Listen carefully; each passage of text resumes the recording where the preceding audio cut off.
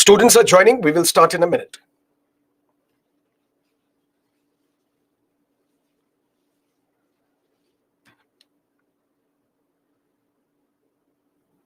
Ashish, I can see your comment.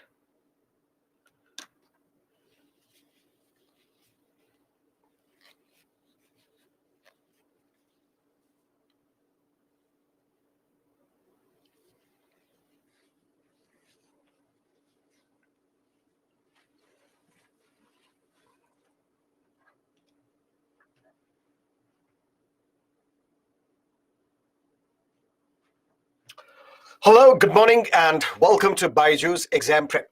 Yesterday, we initiated a discussion on fundamental rights, part 3 of the Constitution. What did we discuss? Part 3, Part 4, capital A. Fundamental rights, directive principles of state policy, fundamental duties. Although these are three separate units, distinct parts of the Constitution, yet when we look at them together, they concretize, they give shape to the lofty goals that are mentioned in the preamble. The goals of justice, liberty, equality, fraternity, dignity of an individual. In political theory, we say fundamental rights are negative obligations, basically restrictions, limitations on the powers of the state. The state is told, don't interfere with the life and liberty of individuals. And the idea of fundamental rights is to promote political democracy. When it comes to directive principles of state policy, we say these are positive obligations. Here we are asking the state, please interfere so that in social sphere and in economic sphere, there can be development of the people. And the objective of fundamental duties is to make citizens responsible and at the same time ensure that there is one objective of the Constitution mentioned in the preamble, that is of fraternity, a sense of common brotherhood, that is achieved through fundamental duties. But when we look at these fundamental rights, we then discussed what is the position of fundamental rights when it comes to England, when it comes to United States. And we discussed that in England, there is no such thing as fundamental right. Individuals are allowed to do whatever they want to do, except those things which are prohibited by the legislature of England. There is no such thing as fundamental rights. And there is no distinction between a legal right and a constitutional right or a fundamental right. Anything can be said to be the right of the citizens unless and until you do something which is expressly prohibited by the legislature in England. And the courts in England will protect you against the arbitrary actions of the executive, not the arbitrary actions of the legislature. But when it comes to United States, the framers of the US Constitution thought that we should protect our citizens not only from the arbitrary actions of the executive, but as well as the arbitrary actions of the legislature. And there we see a concept known as judicial supremacy, which means if at all restrictions are to be imposed on fundamental rights, those can be evolved through the decisions of the judiciary. And in India, we follow a concept where there is a set of fundamental rights provided to the citizens, but if at all any restriction is to be imposed on these fundamental rights, Constitution itself gives power to the parliament that you can impose restrictions, but those restrictions have to be reasonable. And the job of the judiciary is judicial review, to review this law, to test whether these restrictions imposed by the parliament are reasonable or unreasonable. Then we jump to Article 12, where I told you that throughout this chapter of fundamental rights, we come across a term known as the state. The state cannot do this, the state cannot do that. Against this entity state, your fundamental rights are enforced. Which means if at all you claim tomorrow that my fundamental rights have been violated, the courts will have to then look at who is the violator. If the violator is the state, the court will extend your protection. But if the violator is a non-state entity, the courts cannot protect you on the grounds of violation of fundamental rights because fundamental rights are enforceable against the state. And that definition is provided under Article 12. Then Article 13 basically talks about all the laws which are in force in this country prior to the commencement of the Constitution. Can these laws continue after 1950 as well? Yes, provided these laws are in conformity, are in agreement with fundamental rights. The moment they violate fundamental rights, and that is for the judiciary to decide, this is how we see that there is a concept called judicial review. Judiciary will review these laws to test them on the ground of fundamental rights. If they violate fundamental rights, those laws will not continue. If only few clauses of that law violate fundamental rights, only those clauses would be set aside, would be declared void, unconstitutional. The rest of the law continues. That's what we discussed yesterday, doctrine of severability. Then the state cannot make any law to delete, to modify, to abridge a fundamental right. But this law means an ordinary law. That means through an ordinary law, through ordinance, through rules, through regulations, through notifications, through customs, through usages, fundamental rights cannot be violated, cannot be deleted, cannot be modified. But fundamental rights can be deleted, can be modified only through a constitutional amendment act passed by the parliament under Article 368, subject to basic structure.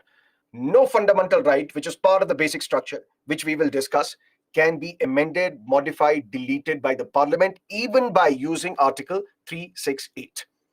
Clear? Yes, no, maybe? Okay. Now let's explain all these fundamental rights one by one. The first category we have to discuss is a right to equality. There we will discuss Articles 14 to 18. You don't need to remember all these article numbers, but do remember Article 14. Why? Because you may have to quote it multiple times in your answers, be it essay, be it your optional subject if you have, be it the GS. Article 14 talks about two things. The state shall not, and what is the state? We know that under Article 12. The state shall not, what is it? Negative obligation, restriction, limitation on the state. That what the state cannot do, it cannot deny to any person. Which means this fundamental right is not available only to the citizens. Otherwise, it would have mentioned any citizen. This fundamental right is available to any person, which means citizens as well as aliens. The state shall not deny to any person what? Equality before the law or the equal protection of the laws within the territory of India. Two things the state cannot deny to any person within the territory of India. What are these two things? Equality before law and equal protection of the laws. These two concepts, equality before law and equal protection of the laws, may appear similar, but there is a distinction, there is a difference. And what is that difference? Let's look at the difference. Equality before law or equal protection of the laws does not mean the same treatment to everyone. If I treat everybody equally, it won't be equality. Why? I will explain. No two human beings are equal in all respects. The same treatment to them in every aspect would result in an unequal treatment. I have a class of 100 students. There are 5 to 10 students who are very poor. Poor not in terms of material conduct, not in terms of money, but poor in terms of their grasping power of understanding things. You might have witnessed this in your school. There is a teacher teaching 40 students, for example.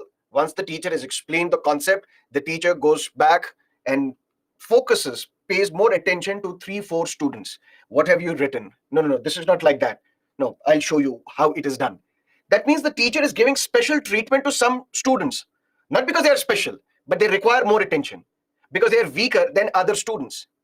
If the teacher would treat every student equally, then it would not result in equality. It would result in an unequal treatment because no two human beings are equal.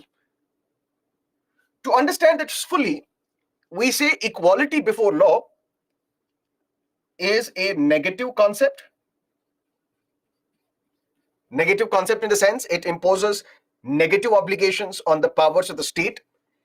And we have borrowed this from England. And we say this equality before law is the corollary of A.V. Dicey's rule of law. A.V. Dicey was a British constitutional expert. What is corollary? For example, if you have studied mathematics in school, which I'm sure you would have, if there is a statement given, what is the next inference that you can draw from the statement? What is the next result that you can draw from the statement? That is what we call corollary. We say equality before law is the corollary of A.V. Dicey's concept of rule of law. And what is rule of law? Number one, no person shall be made to suffer in body or goods except for a breach of law. What does that mean? I'm teaching you right now, teaching you with all my honesty. Suddenly there is a knock at my door. The police comes and arrests me. Why? I have not violated any law. Have I committed any crime? Have I killed somebody? Am I an international? Am I a terrorist? Am I a thief? Am I a Vijay Malia? I have not committed any crime. So why should I suffer in body? In body in the sense, why should I be arrested and detained in the police lockup, detained in the jail so that my liberty is snatched? Or why should my property be snatched? You might have read in the newspaper something known as bulldozer justice these days. Something which was started by Mr. Yogi Adityanath in UP. Now there is a bulldozer Baba in UP. There is a bulldozer Mama in Madhya Pradesh. Chief Minister Shivraj Singh Chauhan. What is that bulldozer justice? Somebody protesting, whether violent protest or peaceful protest. And then the police looks at who are these protesters because CCTV camera and footage is everywhere. Now what the police does, later on they claim that this individual who was participating in the protest, whether violent or peaceful, his property is on the encroached state land. And then they call bulldozers and they destroy the property. And that is why you would read in newspapers, there is no rule of law in UP, there is no rule of law in Madhya Pradesh. What is that rule of law? If you have not violated any law, you should not be worried about getting arrested. If you have not violated any law, you should not be worried about your property being destroyed. Rule of law means no person shall be made to suffer in body or goods except for a breach of law. And when there was the practice of slavery in Europe and in other countries, for blacks, their property was confiscated by the state or by the whites. Their dignity was snatched. They were made slaves. Their lives were in danger. Their property was snatched, even if they violated no law. But since rule of law came into the picture, A.V. Dicey says, rule of law's concept number 1, no person shall be made to suffer in body or goods except for a breach of law. A person can sue or be sued. It's not that only Brahmins can file a case and other communities cannot. It's not that only against the Dalits cases can be filed and not against other communities. So anybody can sue, can file a case against anybody. This right to file a case is not restricted to only some individuals or some communities or some religions. This is available to everybody. That is what we call the rule of law. And A.V. Dicey said, Constitution is the result of the ordinary law of land. Parliament can change this constitution. But why Constitution is the ordinary law of land? But sir, in previous class, in the first class, you said Constitution is the supreme law of land. You need to understand that this concept comes from England. This concept comes from A.V. Dicey, where in England they have an unwritten constitution. And any country where the constitution is unwritten, it is not the constitution which is supreme. It's the parliament which is supreme. Parliament can do anything. There, they have a parliamentary sovereignty. Parliament is sovereign, not the constitution. So long story short, what is Article 14, Part 1? Because Article 14 says the state shall not deny to any person equality before law and equal protection of the laws. What is equality before law? Both these concepts, they primarily tell us that you can't be treating everybody equally. Because if you start treating everybody equally, since no two human beings are equal, if you start treating them equally, it will result in an unequal treatment. But then what is equality before law and how is it different from equal protection of the laws?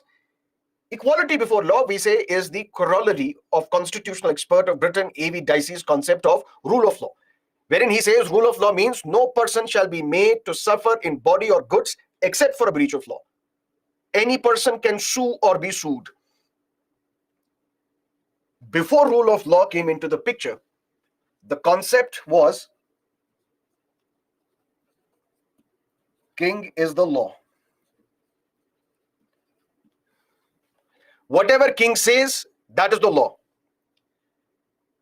That means kings can change their positions as well, arbitrarily, without any logic, based on their own whims and fancies.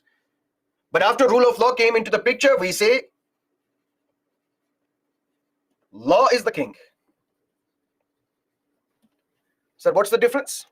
Simple. If king as an individual is making laws, it may be arbitrary, it may be illogical, because one person is making this law. and nobody is infallible.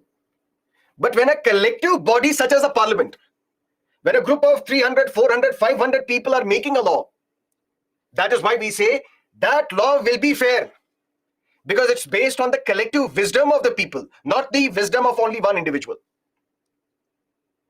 That is why even the courts in India, they say when you file a petition before the court and you claim that a particular entity has taken an arbitrary decision, illogical decision, we can test it against one individual. Against one individual in the sense, if you tell us that president has taken an arbitrary decision, we will listen to it. The prime minister has taken an arbitrary decision, we will listen to it. A particular minister has taken an arbitrary decision, we will listen to it. But when you say parliament has taken an arbitrary decision, you will have to convince us. Because we don't attribute arbitrariness to a collective body. How can you say all the members of the parliament, they have taken arbitrary decision? Because it's a large group of people. So before rule of law, we would say king is the law. After rule of law came into the picture, we say law is the king. But sir, this equality before law is still not clear. Let's put it simply. Equality before law basically means three things. Number one, absence of special privileges. No matter who you are, there are no special privileges for you. No special privileges for upper castes or so-called upper castes, no special privileges for particular religion. Everybody is treated equally. Second, equal subjection of all the persons to the ordinary law of land. Do you see in India that when it comes to murder laws or Indian Penal Code is applicable only to Hindus and not to Muslims? We don't see that. Do you see that murder charges are separate for Dalits and Brahmins? No. The laws are equal for everybody. Equal subjection of all the persons to the ordinary law of land. And the third, no person is above the law. Only this polity teacher at Byju's, he can commit murder, he can commit dacoity, and nothing will happen to him. No action will be taken against him because he is above the law. Law is for everyone else, law is not for him. That doesn't happen. This is equality before law. That means law will treat everybody equally.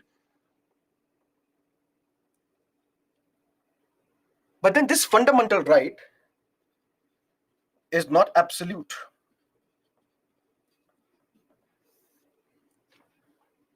When we say this fundamental right is not absolute, that means there are exceptions.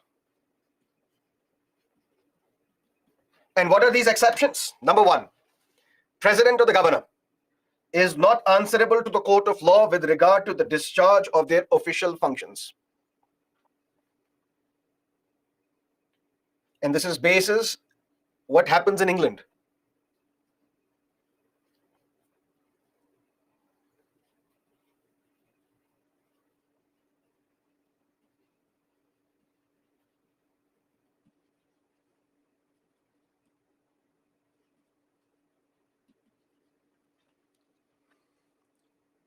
President or the governor, when they are discharging their official duties, they are not answerable to any court of law. Which means if a bill is presented to the president or the governor for signature, you cannot challenge it on the ground that why did president sign it? Why did governor sign it? Why did governor not sign it? So when they discharge their official duties, they cannot be held accountable in any court of law.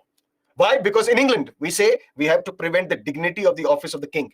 King should not be dragged to the court. Second, no criminal action whatsoever can be initiated against the president or the governor as long as they remain in office, because the king does no wrong.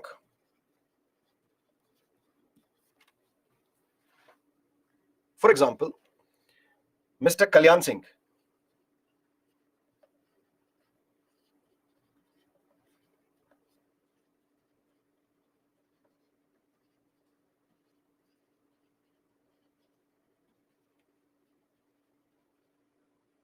Mr. Kalyan Singh was the chief minister of Uttar Pradesh when Babri Masjid was demolished. There was a petition pending in the court already that the government should take steps to protect Babri Masjid from getting demolished. Mr. Kalyan Singh, as the chief minister, had given an assurance to the Supreme Court that nothing will happen to the mosque, we will protect it. But ultimately, the mosque was destroyed. And then there was a case against Kalyan Singh calling for criminal conspiracy. That means he was responsible for this conspiracy to commit a crime, and the crime was demolishing a mosque. This case continued, and then Mr. Kalyan Singh was appointed as the governor of Rajasthan. Once he was appointed as the governor of Rajasthan, the case stopped. Why? Because no criminal action whatsoever can be initiated against the president or the governor while they remain in office. Once Kalyan Singh's 5-year term as the governor got over, after he demitted the office of the governor of Rajasthan, then action was taken against him. Then the case continued against him. But later on, he was acquitted by the court. He was set free by the court. But the point here is, the office of president or the governor, when we say nobody is above the law, it is not an absolute fundamental right. Why? Because there are some people who appear to be above the law. President or the governor, when they discharge their official duties, they are not held answerable in any court of law. Sir, isn't that blatant? No. Why? Basically, we will discuss later on, president is a rubber stamp. President does not have the power of his own. Basically, it's the Prime Minister and his Council of Ministers who are asking the President to sign a particular bill, to take a particular decision, to sign a particular action. So, President cannot be held accountable for the decisions, for the actions of his ministers, for the action of the Prime Minister. Hold them accountable, not the President, because President does not have the real power. But to preserve the dignity of the office, we say that no criminal action can be taken against the President or the governor while they are in office. But after they demit the office, action can be taken against them. Third, visiting heads of countries and foreign diplomats, they are not answerable to the courts of India in discharge of their official functions. There is something known as Vienna Convention.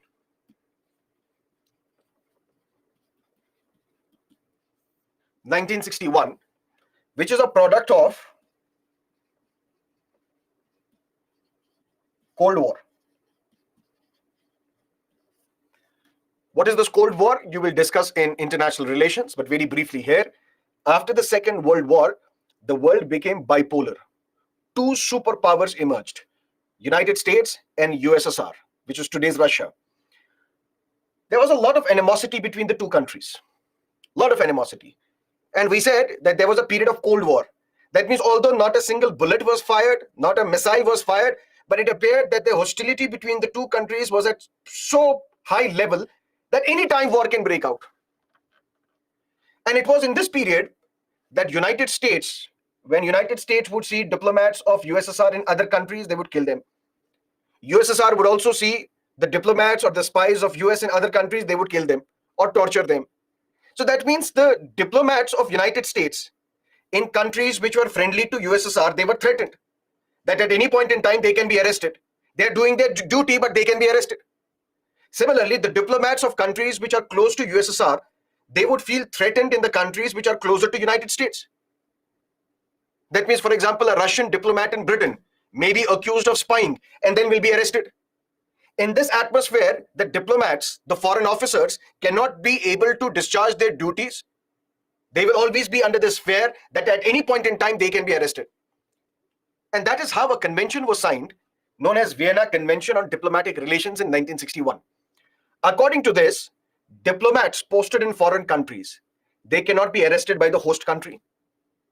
Which means if there is a Pakistani diplomat in India, no matter what this Pakistani diplomat does in India, cannot be arrested.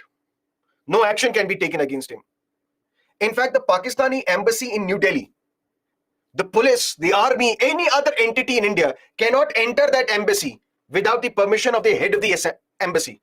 That means unless and until Pakistani High Commissioner says and tells, gives permission to the police and the army to enter Pakistani embassy, they cannot do that. In fact, this protection is extended to the private residence of the diplomats as well. Tomorrow, once you clear this exam, some of you may become IFS officers and you are posted in Pakistan. There you have a private residence. That private residence is inviolate.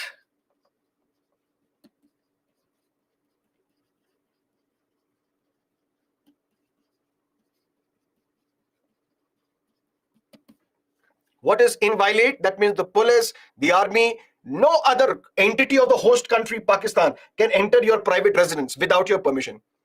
And this is to ensure that these foreign diplomats, they do their job, they do their service without any fear, without any threat, without any coercion. That means these foreign diplomats, once they are posted in India, They can commit crimes after crimes and no action can be taken against them. When we say everybody is equal in the eyes of the law, there are some exceptions. Exceptions because we are a signatory, we are a party to this Vienna Convention. But there is one option available with the state, with the host country. For example, India. Pakistani High Commissioner is committing murder after murder in India, we can't take any action. Committing rape after rape, we can't take any action. Is using money to fund separatist elements in India, terrorists in India, we can't take any action. No, we can take one action. And what is that action? India can declare that that diplomat is persona non grata. Persona non grata, which basically means time period will be given to that diplomat, that within this time period you have to leave this country. If you don't leave this country, we can arrest you. What is the difference between High Commissioner and ambassador to any country? High Commissioner is basically the head of foreign office in India of a country which is part of the Commonwealth. For example, Commonwealth is an entity which basically is a group of countries which were previously under the British Empire. Those are what we call Commonwealth. For example, Australia, for example, New Zealand, for example, Canada. These are the countries which are part of the Commonwealth. All the heads of these countries who are in India, all the foreign diplomats in India, the head of the foreign diplomacy in India of these countries, we call him High Commissioner, or we call her High Commissioner. Ambassador is from a non-Commonwealth country. That's the difference.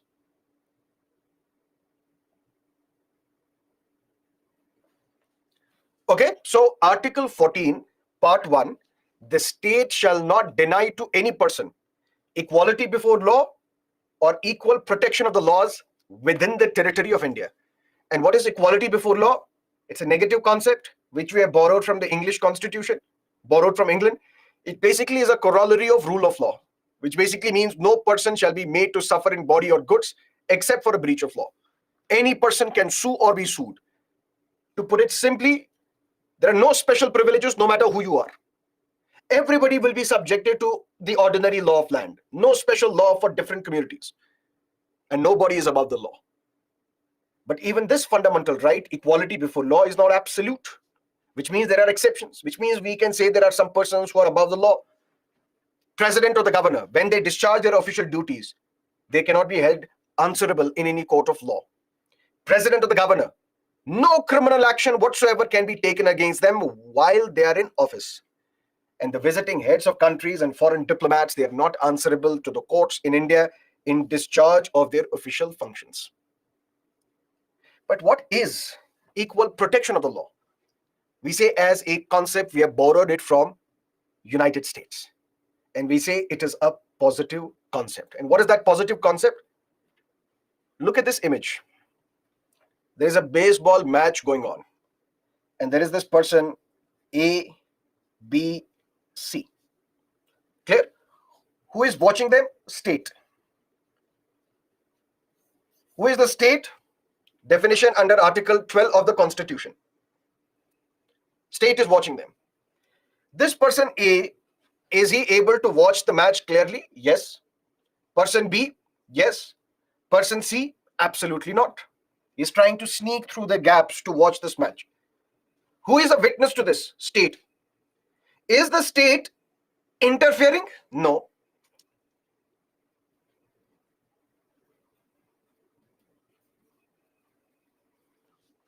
Is the state interfering? No. Let them decide on their own what they want to do, how they want to do it. We will not interfere. Is this equality? Yes, it is. Because what is equality? Treating everybody equally. The state, by not interfering in the situation, is treating A, B, C equally. This is what we call equality. But is this justice? No, it's not. We need to ensure substantive justice. What is that substantive justice? The state has to have an affirmative action policy. The state cannot act as a mute spectator and see this injustice going on. The state has to interfere. Normally we say in fundamental rights, These are restrictions on the powers of the state. State, don't interfere. But equal protection of the law is a positive concept. We have borrowed from the US, where we are asking the state, please interfere. Something unique in fundamental rights, please interfere so that you provide substantive justice to these people. So that real justice is provided, so that everybody is able to watch the match. And what the state does? State now interferes.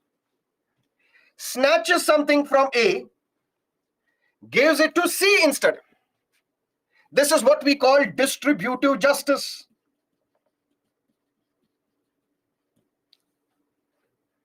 Distribute the resources that the state has.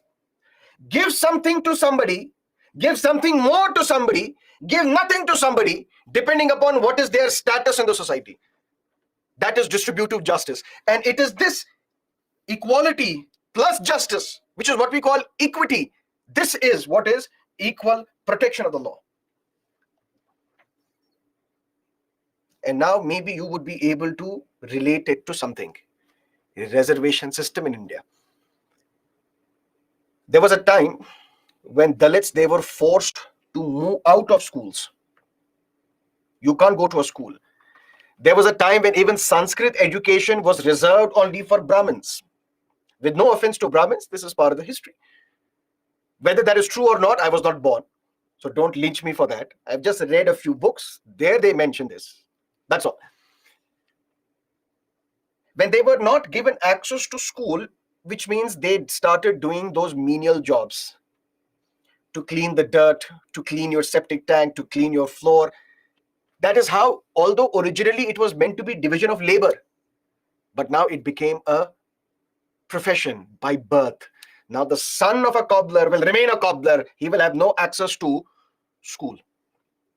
If you have watched that movie Swades, where there was one, I think, ironsmith, he wanted to shift to agriculture, farming. He was not allowed. He was boycotted by the village. Why? Because how can an ironsmith change his profession? Because that profession is given to you by your birth.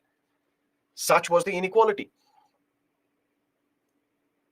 Now, after the independence, after the commencement of the constitution, when we have opened up educational opportunities to everybody, how can the students or the children of the Dalit communities or the tribal communities compete with the so-called upper castes? They are not equal in the first place.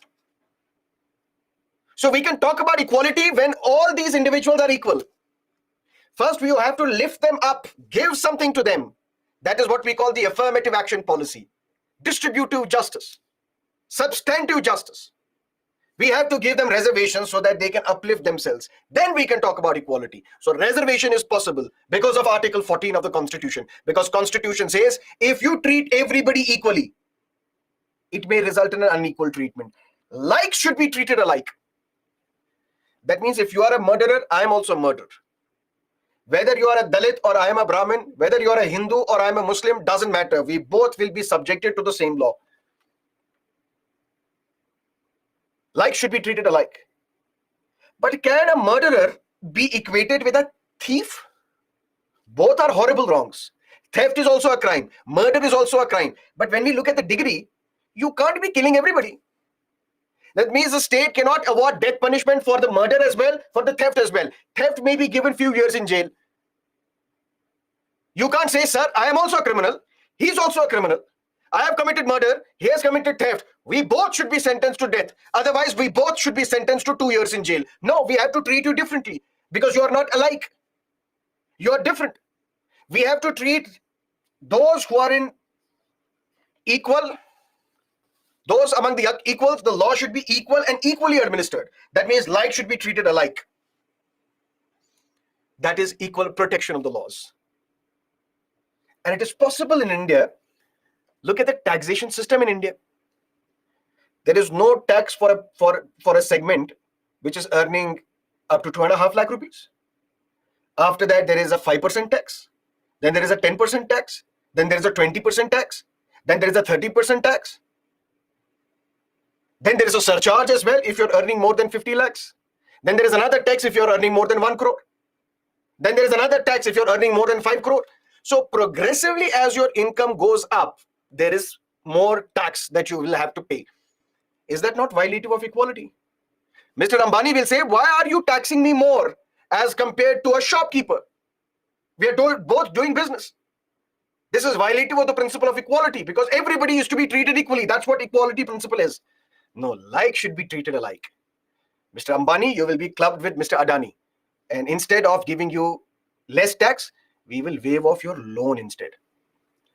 But that was a humorous side, a different matter altogether. The point is, like should be treated alike. Progressive taxation is one example. Armed forces are allowed to possess and consume liquor in prohibited areas. Why? Because they have to be in high spirits if they have to defeat China and Pakistan. Others cannot. So all these different treatments that are given to different sections of the society, it is basically to ensure likes are treated alike. Those who are in similar circumstances should be treated similarly. That is equal protection of the law. And that is Article 14 of the Constitution. Any question?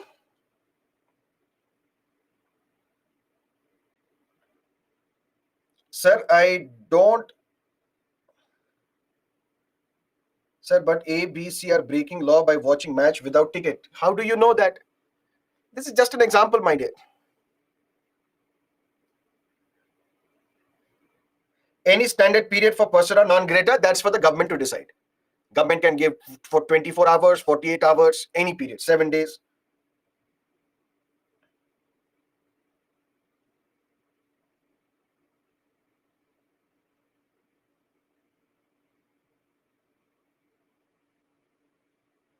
Sir, aren't personal laws violative of Article 14? We will discuss all these things one by one.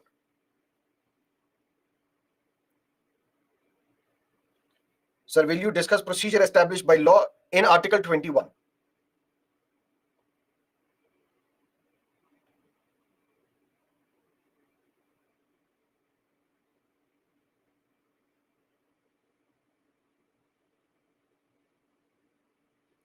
Can civil proceedings be filed against the president? Yes, after 2-month notice.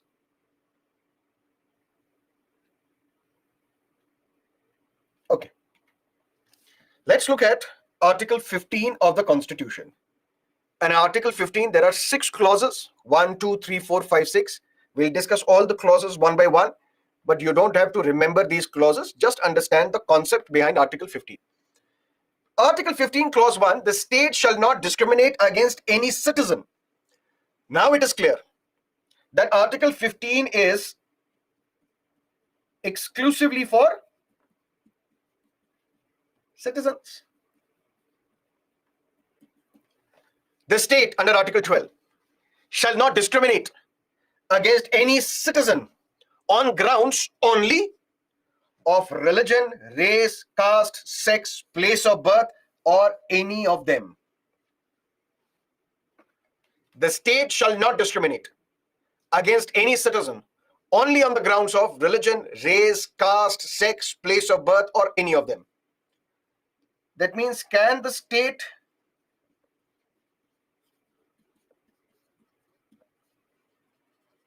discriminate? Yes. But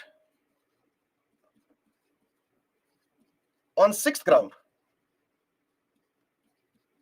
7th ground, 8th ground, 10th ground.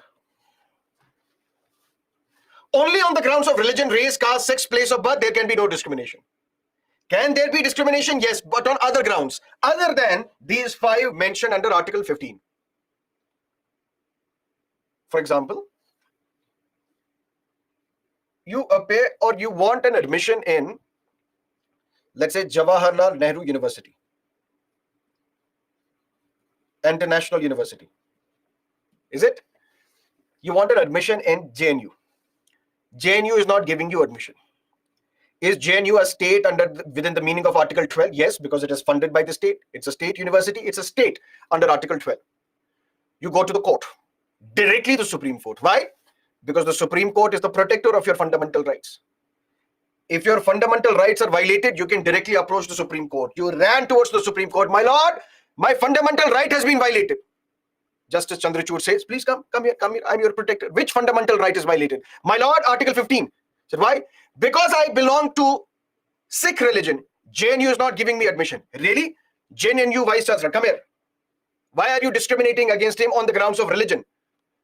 Or somebody says, someone else also comes, I have been discriminated because of my race, because of my caste, because of my sex, because of my place of birth, because I belong to Northeast and we are not treated like Indians in mainland India, unfortunately. We are called Chinese, we are called different names. Despite the tall claims that we are an integral part of India, we're not treated well. And just because of my place of birth, I was denied admission in JNU. JNU Vice Chancellor, come here, how dare you? JNU Vice Chancellor says, yes, we have discriminated against them. But not on the basis of the fact that he belongs to a particular religion. I discriminated against him on the grounds of age. We have a minimum age requirement. You should be 18 years. He's an infant, or 10-year-old, or 15-year-old. That means, yes, he is from a particular religion, but that's not the ground on which we discriminated against him. We did not discriminate him only on the grounds of religion. We discriminated him against the ground of age. Or we discriminated him against on the merit. Yes, we did not provide admission to this particular individual from Northeast, not because of his place of birth, but because he failed to qualify the entrance examination. Merit has to be recognized. On that ground, we have not provided him admission, not because he belongs to a particular place. That means the state can discriminate, but only on the grounds just because you're from a particular religion, race, caste, sex, place of birth. No, there can be no discrimination. If at all there is discrimination, there must exist a 6th, 7th, 8th, 9th, nth ground on the basis of which valid discrimination can be made. In this Article 15, Clause 1 is enforceable only against the state, not on other individuals. If the state is discriminating against you only on these grounds, then you can drag the state to the court. But Article 15, Clause 2 begins with a different wording. It says, no citizen shall, only on the grounds of religion, race, caste, sex, place of birth, or any of them. That means this fundamental right is enforceable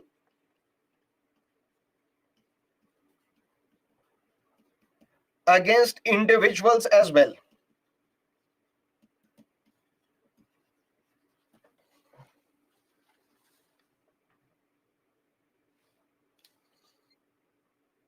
Otherwise, Article 15, Clause 2 would have mentioned the state shall not discriminate. But here, Article 15, Clause 2 is saying no citizen shall only on the grounds of religion, race, caste, sex, place of birth be discriminated against. How? There was a time when untouchability was at its peak in the pre-independent India, in the pre-constitutional India. Separate wells for separate communities. There used to be social boycott of people belonging to the Dalit communities. You could not access the burial grounds, bathing ghats, cremation grounds. You could not access the means of entertainment. Again, that movie, Swades. That is why it was a very good movie, one of the best Shah Rukh Khan movies of all time. And it was a social commentary. They're watching a play. But those who belong to so-called lower castes, they are watching this from the other side. But at least they're made to watch in that movie. Otherwise, they were not allowed to watch. And that is what the Constitution tries to prohibit, abolish, eradicate this menace of untouchability. If in Article 15, Clause 1, we say the state shall not discriminate against any citizen only on the grounds of religion, race, caste, sex, place of birth. Now, 15, Clause 2 is our fight against untouchability. We are saying no citizen shall be discriminated only on the grounds of religion, race, caste, sex, place of birth. When this individual is trying to access public property, when this individual is trying to access public transport, when this individual is trying to access public restaurants, when this individual is trying to access public means of entertainment, bathing ghats, burial grounds, cremation ghats, so on and so forth. That's Article 15, Clause 2. But here, can this state or can others discriminate? Yes. But not only on the grounds of religion, race, caste, sex, place of birth, but on other grounds. What are these other grounds? Other grounds may be medical grounds. My lord, my fundamental right has been violated. Justice Chandrachud, please come. I am your protector. Tell me, who has violated your fundamental right? The people of my village. Why? I went to a well to get water. They're not allowing me. So to access public property, they're discriminating against me because I belong to the Dalit community. I said, really? This is a violation of fundamental right? Bring these people here. How dare you violate the fundamental rights of this individual? Sir, we have not violated. He's lying. He's suffering from COVID-19. We want him to be quarantined inside home. Otherwise, he will spread this menace to other members of the village. That is the reason we did not allow him to fetch water from that well. Not because he belongs to a particular caste, but because of his medical condition. Similarly, with people who are suffering from leprosy, there are separate colonies for them. Otherwise, they will spread this disease. On medical grounds, there can be discrimination. On age, there can be discrimination. On some other factors, there can be discrimination. But not only on the grounds of religion, race, caste, sex, place of birth. But when we say there can be no discrimination only on the grounds of religion, race, caste, sex, how is it that Women's Reservation Bill is passed by the Parliament reserving seats for women in Lok Sabha and legislative assemblies only on the grounds of sex? How is it that not less than 33% of seats in panchayat and municipalities are reserved for women just because of their sex? How is it that there are so many schemes which are specifically for children, specifically for women?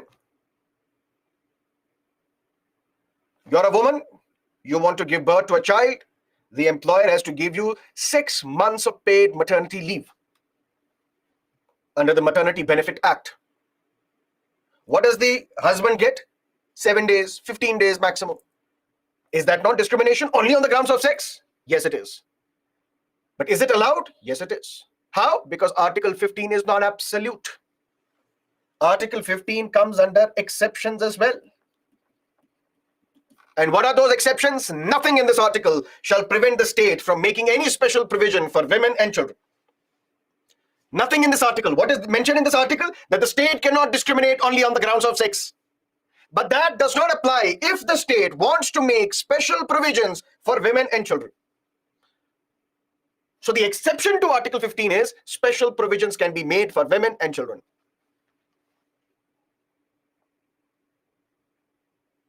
Something else. This example that we have discussed yesterday, Madras government.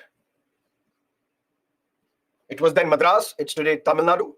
Madras government in 1951 issued an order calling for reservation, providing reservation for SCs and STs in government engineering and medical colleges.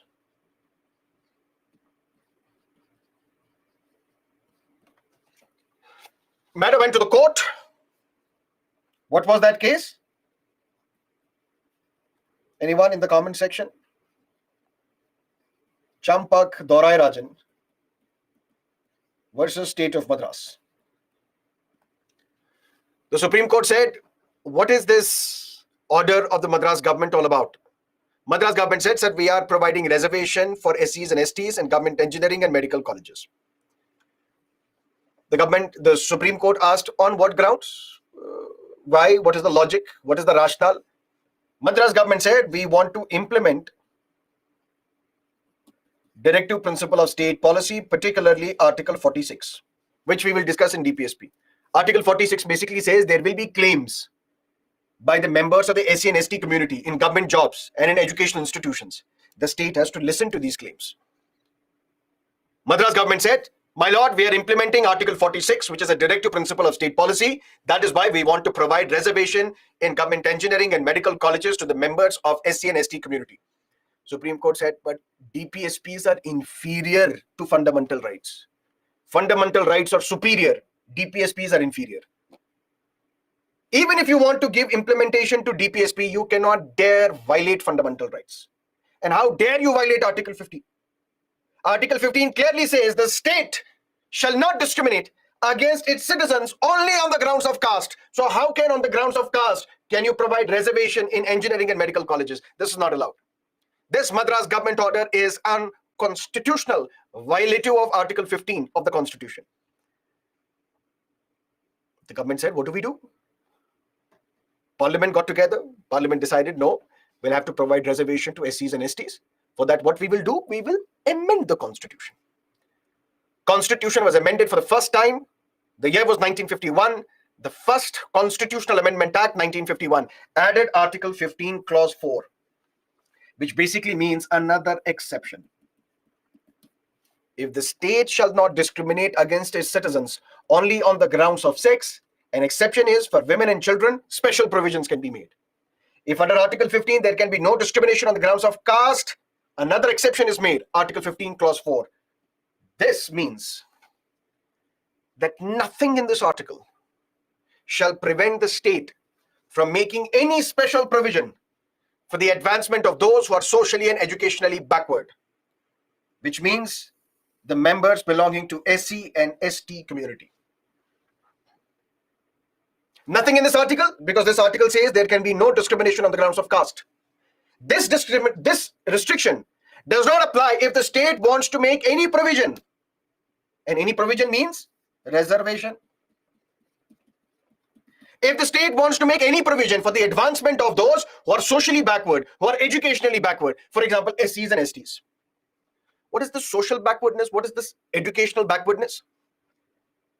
The society, unfortunately, was divided into some form of a Chaturvarna system, with Brahmins at the top, Shudras at the bottom, Dalits outside it, untouchables, so-called untouchables. Mahatma Gandhi called them Harijans, the children of God. Constitution called them scheduled castes. Nothing in this article shall prevent if you want to make any special provision for socially and educationally backward class of citizens. Socially, they were backward. And when they were backward, they did not have access to education as well, which means they were not allowed entry into the schools. Or they were tortured in the schools so that they come out of schools. They drop out of the schools. Because of this discrimination, they became socially backward, educationally backward as well. And for them, special provision can be made by the state. For example, reservation of seats. This was added to the Constitution by the First Constitutional Amendment Act, 1951, Article 15, Clause 4. And it was this article which was used to reserve seats in educational institutions.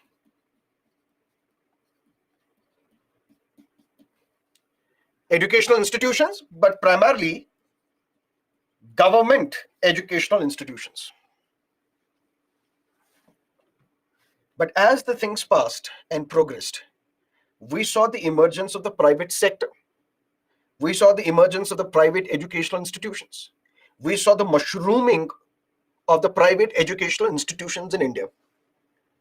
Now the question was, the demand was, that since private educational institutions are also increasing day by day in India, they provide educational opportunities to a massive audience in India. We need reservation there as well. Not just in government colleges, government universities, but in private educational institutions as well. And for that, we have a private educational institute. We can divide private educational institute into two. Those which are aided, those which are unaided.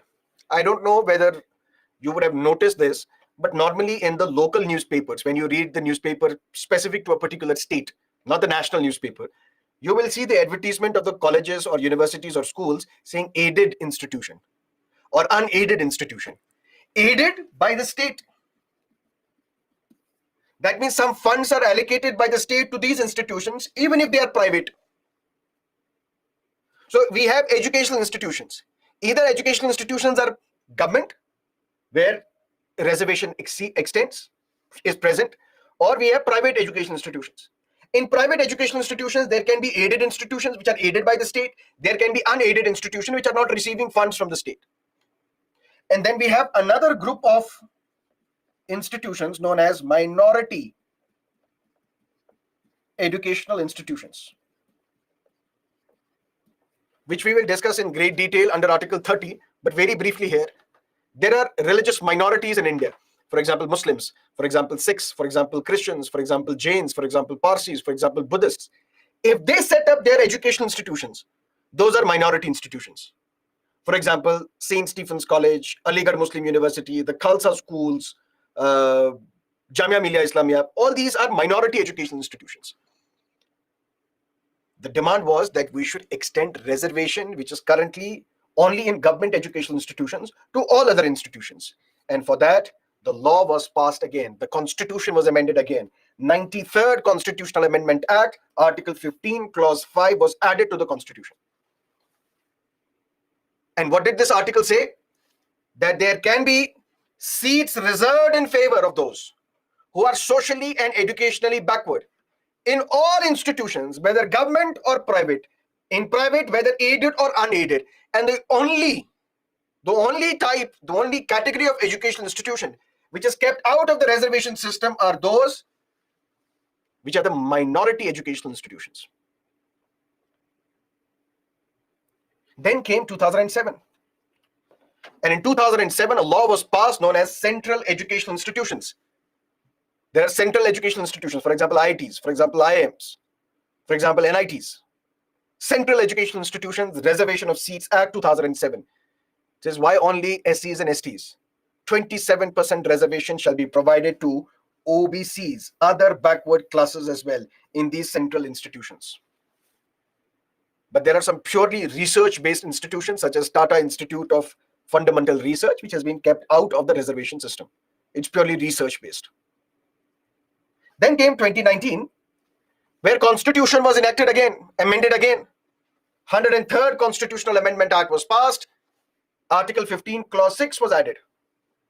According to this clause, why only socially and educationally backward, which means SCs and STs? Why only OBCs? Why not those who belong to EWS?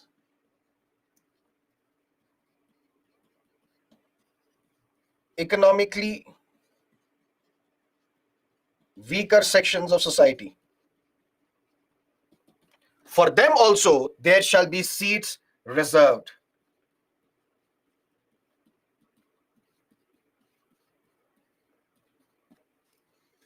Which means, long story short,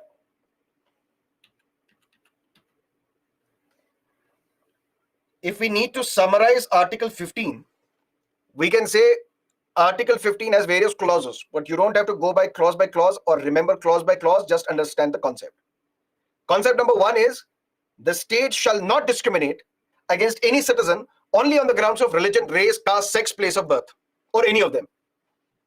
Which means the state, if it wants to discriminate, there must exist other grounds other than those mentioned in the Constitution. And even the individual citizens cannot discriminate against fellow citizens only on the grounds of religion, race, caste, sex, place of birth, when these individuals want to access public property, burial grounds, cremation grounds, bathing ghats, so on and so forth. But even this fundamental right is not absolute. Exceptions. Exceptions are women and children. Special provisions can be made for the advancement of women and children. Exception is SCs and STs. Seats can be reserved for them in government engineering and medical colleges, then in government colleges, all government colleges. Then the demand came, why only government, why not private? Said, okay, let's extend the reservation to all government, to all private institutions, whether aided or unaided, except the minority educational institution. Then the demand came from OBCs. We need reservation as well. Reservation for you as well. In all institutions, 27%. Then why only SCs and STs and OBCs? Why not economically weaker sections of the society? Mr. Modi said, Mitro, for you as well.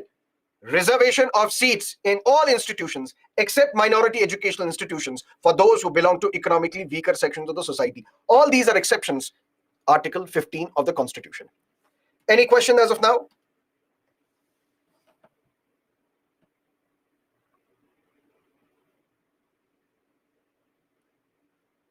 Is discrimination always unfair? Negative discrimination is unfair. Positive discrimination is fair. Positive discrimination, for example, reservation system. Positive discrimination, for example, scholarships. Positive discrimination, for example, loans at cheaper prices. Kajal, your questions are reaching, but what is your question? What if general are economically weak? Jia, that is why Article 15 says, for the advancement of any economically weaker sections of the society other than those classes mentioned already. That means these economically weaker sections of the society should not be SCs, STs, OBCs. They should not be benefited under the current reservation system. So if you are economically weaker section of the society, you should be from the general category, because OBCs already have reservation, SCs already have reservation, STs already have reservation. EWS is for general category.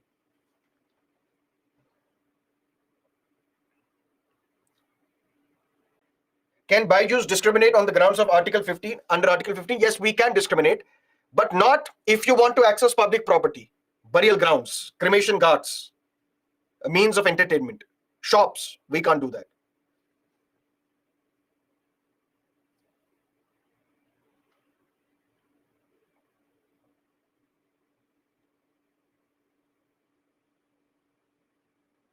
Sir, if politician can misuse constitutional provision by increasing reservation, remove that politician. Don't vote for that politician or the political party to which he represents.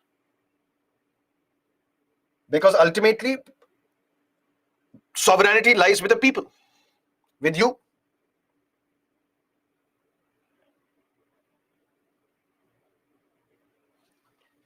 Now, whatever doubts you may have would become clear.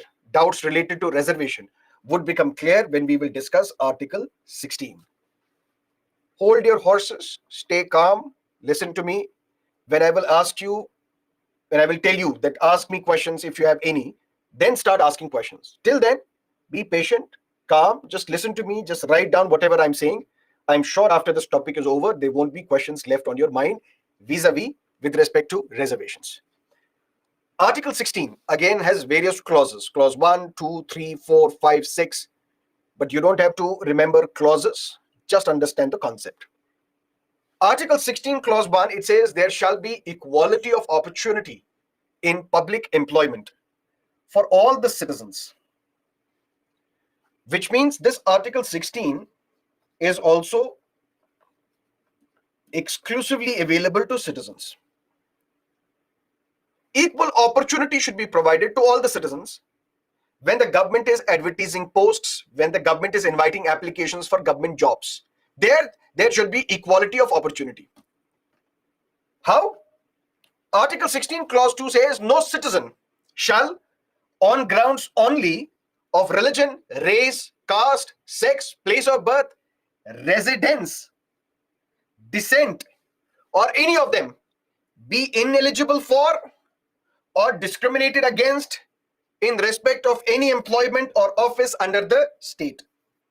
State under Article 12, which means when the state is inviting applications for government jobs, for example, state is UPSC, Union Public Service Commission. It is inviting applications. All of you who want to write the civil services examination may write. But is this exam only for Hindus and not for others? No. Is this exam only for the Dravidian race and not for the others? No. Is this exam only for the general category and not for SCs, STs, OBCs? No. Is this exam only for females and not for males? No.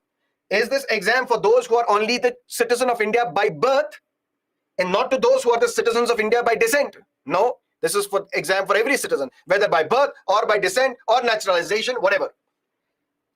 Is this an exam only for those who are born in the states which are under North India and not in the states which are under South India? No.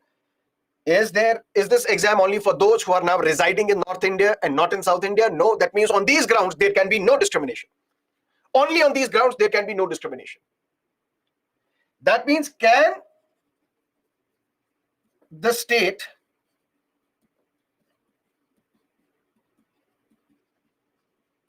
discriminate? Yes.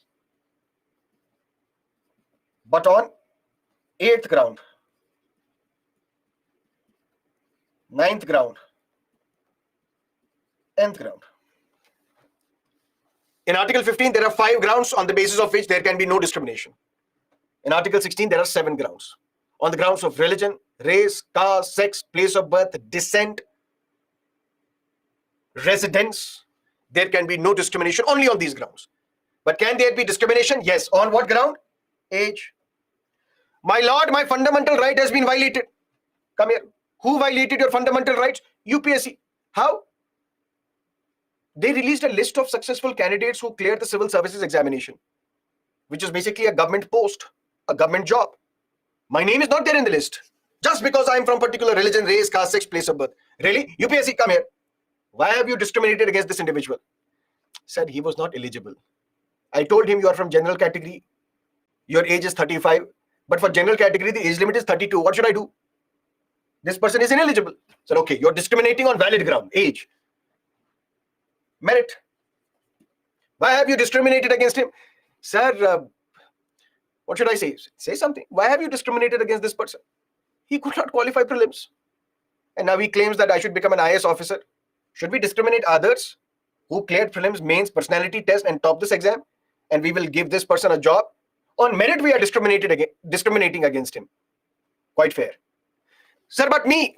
Oh, you come here. Sir, I cleared prelims, mains, personality test as well. Still, they have denied me a job. I said, why? But what about this person? He has cleared prelims, mains, as well as the personality test. Why are you discriminating against him? Sir, on medical grounds. This person is not medically fit to be part of the services. Why? What is wrong with him? Sir, he wanted to become an IS officer, but he is suffering from flat foot. And we have mentioned it in our medical guidelines that person suffering from flat foot cannot become an IPS officer. So yes, he is right. He cleared prelims, mains, personality test, but on medical grounds, we have discriminated against him.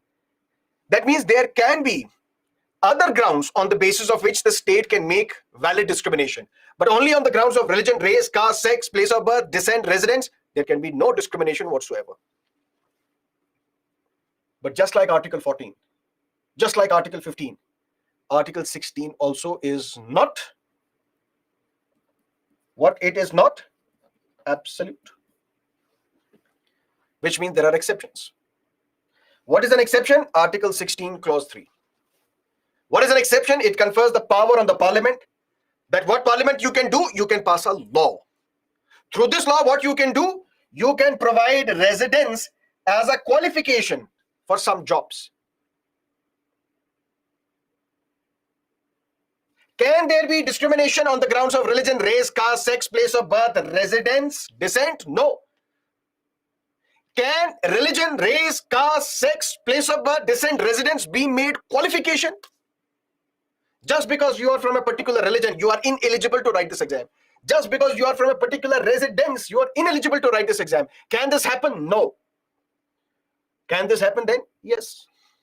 Why? Because there is an exception. What can happen? Parliament may, by law. What Parliament can do, it can pass a law. And through this law, what it can do, it can provide residence as a qualification for certain classes of employment under the state. One example, Article 371, capital J, which talks about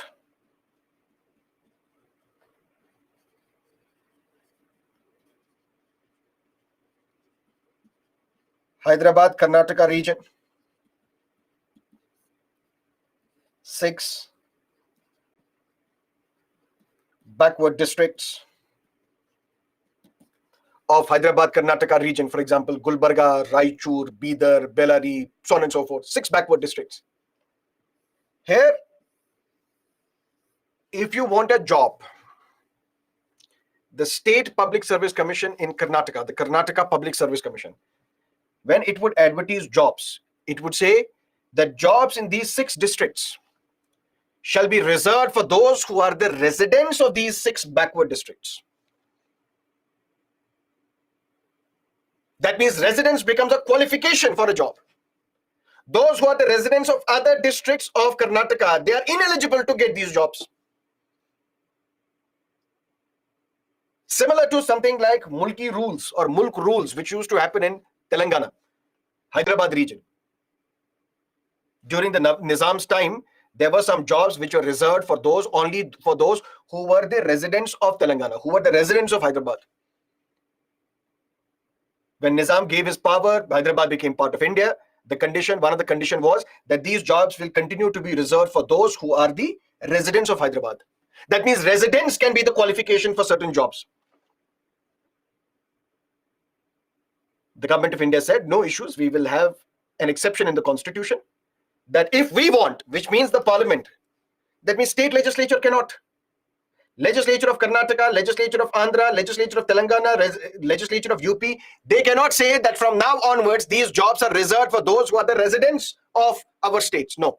Parliament alone can do that. Parliament has that power. Parliament can, through law, for example, Article 371, capital J, provide for residence as a qualification for certain jobs. And these jobs will only be for state appointments, not union appointments. For example, 371, capital J. Who introduced this article in the Constitution? Parliament, not the state legislature. According to this Article 371, capital J, what will happen? 6 backward districts of Hyderabad, Karnataka region. Jobs in these 6 backward districts will be reserved for those who are the residents of these 6 backward districts. But this is applicable only for state jobs, not the union jobs, not the jobs at the central level. So at the central level, Parliament cannot say residence is a qualification, is eligibility to get a government job. No, only at the state level, the Parliament may do that. That is exception.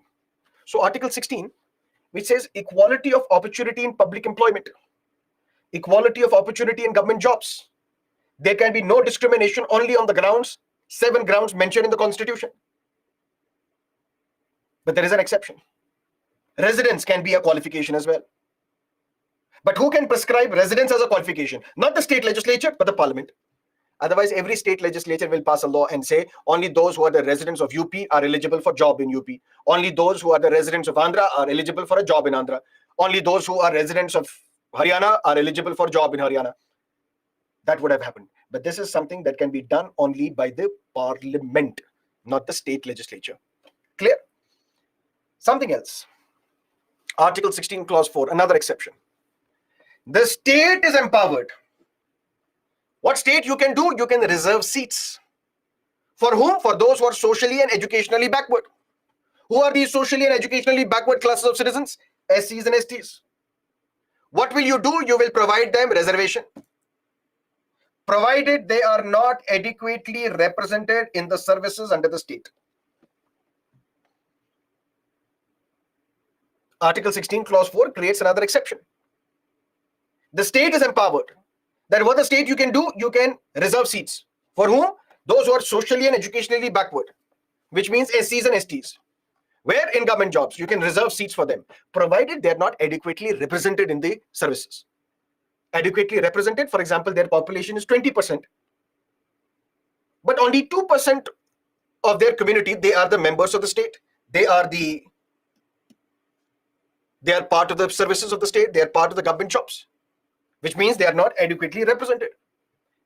But Article 16, Clause 4 was used to provide reservation for SCs and STs in various government jobs in India.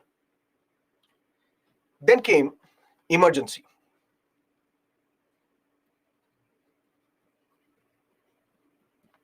(1975).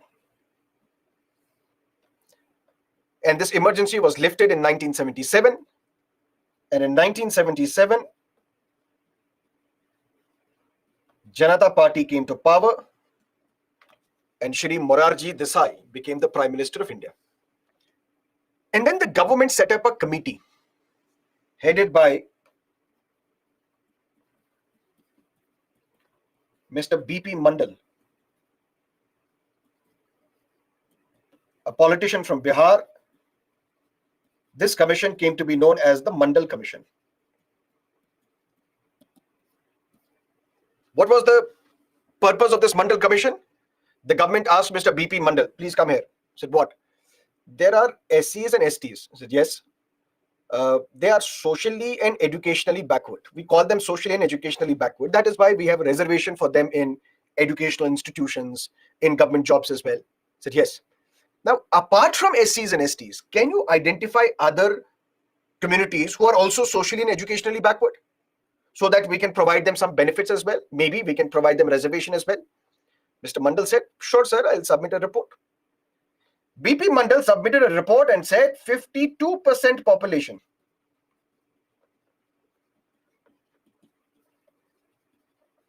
other than SCs and STs, they are also socially and educationally backward. And BP Mandal Commission said we will call them OBCs. What are OBCs? Other backward classes. That means they are backward classes, but other than SCs and STs. And Mandal Commission said for them 27% reservation should be implemented. 27% reservation in government jobs and in educational institutions. This report was submitted, but no action could be taken on this report. After Janata Party lost power, Srimati Indira Gandhi became the Prime Minister. She did not implement this report. Srimati Indira Gandhi was assassinated, Rajiv Gandhi became the Prime Minister and then won the election as well. Even he did not implement this report. Rajiv Gandhi got embroiled in a controversy known as the Bofors scam.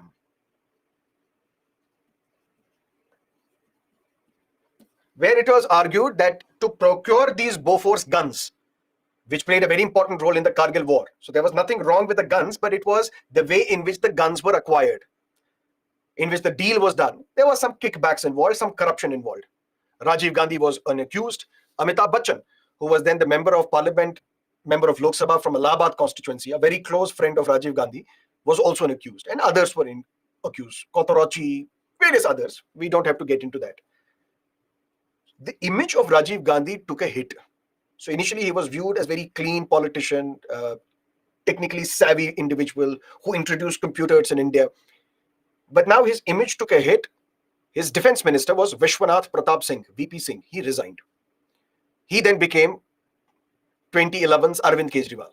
In a sense, he launched corruption movement against Rajiv Gandhi. He got a lot of support from the people. But then in 1989, when the elections were held, no political party got the majority. VP Singh got the support of various political parties, particularly the BJP and the left parties. Left parties, the Communist Party of India, the Communist Party of India, Marxists, the Communist parties, various Communist parties, Left Front, they supported VP Singh. BJP also supported VP Singh just to keep Rajiv Gandhi out of power. And ultimately, VP Singh became the Prime Minister. But VP Singh realized that very soon I will be kicked out. Why? Because these two ideological opposites, BJP, which is a right-wing political party, Communist, which is a left-wing political association, they are supporting my government will not be long-lived. It will be a short-lived government. But I want to leave my legacy. I want to leave my mark so that people later on will talk about me.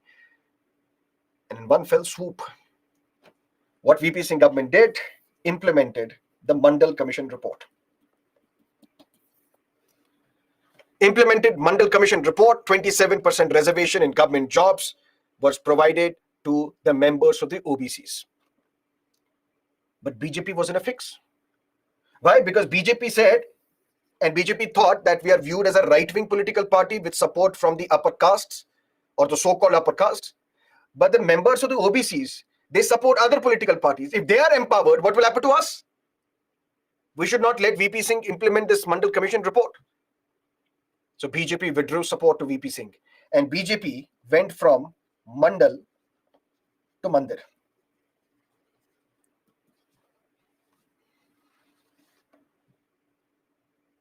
To deviate the attention of the people from Mandal, BJP went to Mandir, launched a Ram Janmabhoomi movement for the construction of a mega Ram temple at the then disputed site at Ayodhya. But be that as it may, VP Singh government lost power, VP Singh resigned. But Mandal Commission report was implemented. There were a series of protests in different parts of the country. Delhi University and others, members belonging to the so-called upper caste, they killed themselves, self-immolated themselves, and there were a series of protests, lots of destruction of property. And then when the elections were held, PV Narasimha Rao became the Prime Minister. PV Narasimha Rao said, why only 27% reservation for other backward classes? We will provide 10% reservation to poor belonging to the general category.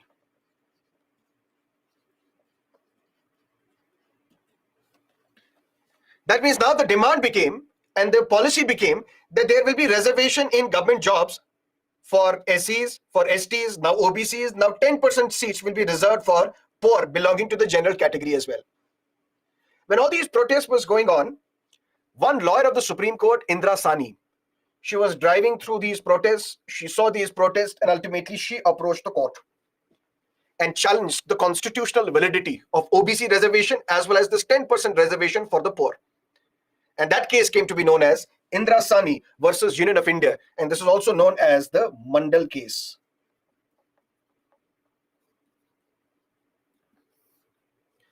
Now, the question before the court was, is this OBC reservation constitutional or not? Is this 10% reservation constitutional or not? And now 9 judges of the Supreme Court are hearing this matter. What did the Supreme Court rule? Supreme Court said, number one,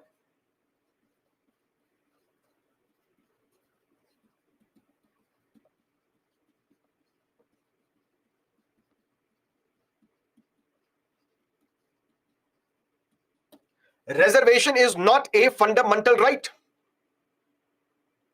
Supreme Court said reservation is not a fundamental right.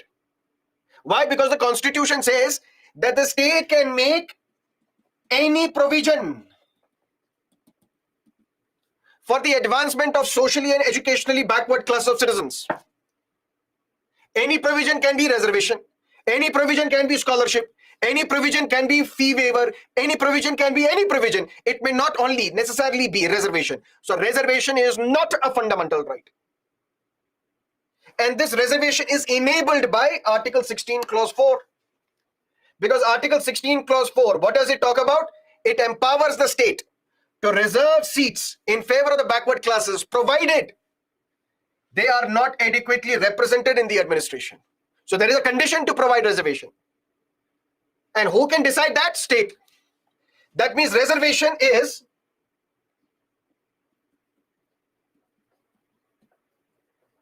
at the discretion of the state.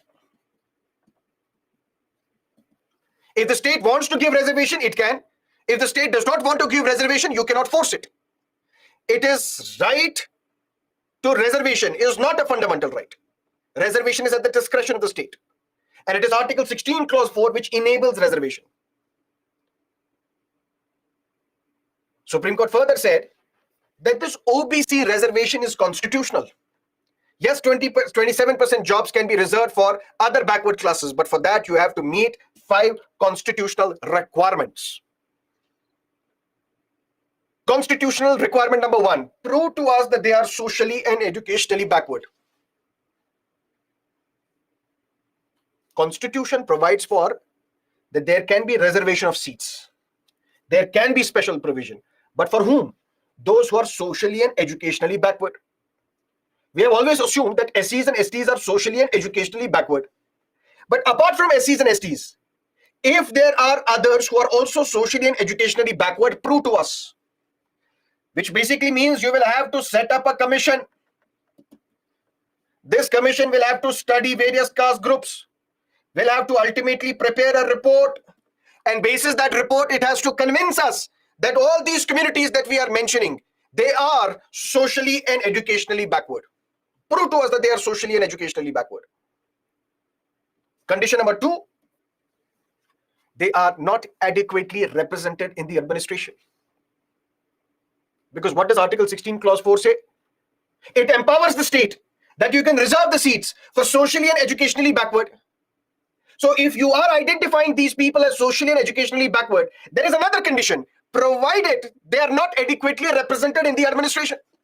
So all these communities whom you are calling socially and educationally backward, if their population is 20%, but in the administration they are 60%, that means they are represented in the administration. Why give them reservation? But if they are not adequately represented, which means less and less number of people from these communities are part of the administration, which means they are not adequately represented, you can give them reservation.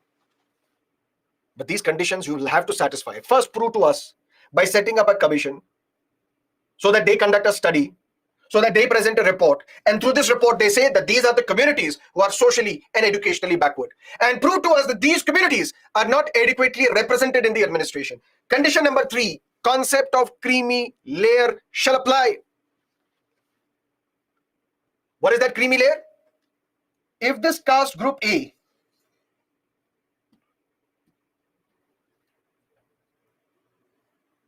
this group A,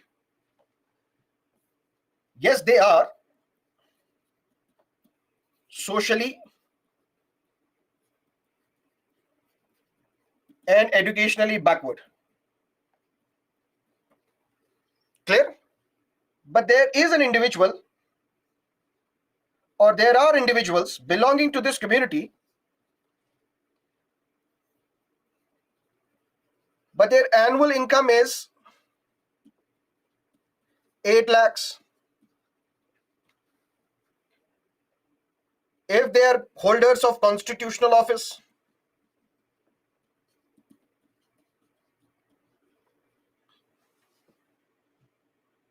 if their father is a judge, is an attorney general, is a civil servant, if you're holding agricultural land,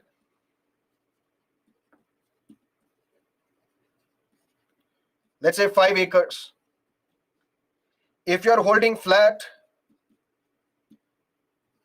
in urban area which is more than 1000 square feet, all such individuals, despite the fact that you are from socially and educationally backward community, but you belong to creamy layer of this community, you are a cream at the top. Cream is at the top. When you boil the milk, the cream is at the top. So you're at the top of this pyramid. You will not get reservation. Those who are from non-creamy layer, they will get reservation. That means what the court said, OBC reservation which you have implemented is constitutional, is okay. But for that you have to meet 5 requirements. Prove to us that all these communities whom you are calling OBCs, they're socially and educationally backward. Prove to us that they are not adequately represented in the administration. And these OBCs, some of them may be creamy layer, some of them will be non-creamy layer. Creamy layer, which will have some economic width as well, those will not get reservation. But those who are from non-creamy layer, they will get the reservation. Fourth, reservation cannot at any point in time exceed 50% except in extraordinary circumstances.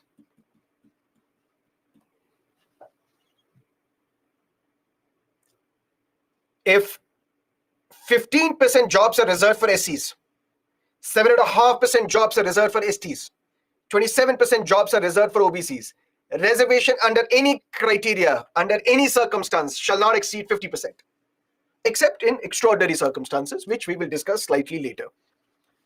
But all this is possible subject to Article 335 of the Constitution. Article 335 says there will be claims by the members of SC community. There will be claims by the members of ST community. There will be claims by the members who are socially and educationally backward that they want government jobs. Ensure their claims. Take their claims, but subject to efficiency in administration. Merit cannot be sacrificed. Don't flirt with the merit. Merit in the sense, yes, you provide reservation of jobs to SCs and STs, but don't lower the merit to such a level that we need doctors with MBBS degree and you are recruiting people with B pharmacy just because you are a member of SC, ST or OBC community. Merit should not be sacrificed. That person has to be an MBBS holder. Yes, the percentage of marks can be reduced. For general category, it can be 50%. For reserved category, it can be 40%. But it has to be MBBS. If you satisfy all these criteria, reservation for OBCs is constitutional. The Supreme Court was asked, but sir, what about this 10% reservation that Shri P.V. Narasimha Rao has provided to the poor belonging to the general category? Supreme Court said that is unconstitutional. You cannot provide reservation to poor. You cannot provide reservation to those who are economically weak. Why? Because the Constitution says state can reserve seats only for those who are socially and educationally backward. Is economic backwardness mentioned as a ground under the Constitution under which the state can reserve seats? No. When the constitution talks about only two kinds of backwardness, social and educational, PV Narasimha Rao, your order to provide reservation to poor is unconstitutional because constitution does not recognize economic backwardness. Constitution recognizes only social and educational backwardness. Said, okay, and listen to me, come here. Said, what? Reservation can be only at the time of recruitment, not at the time of promotion. So once you're recruiting people, you can reserve seats basis on SCs, STs, OBCs. But after that, you should not have reservation and promotion as well.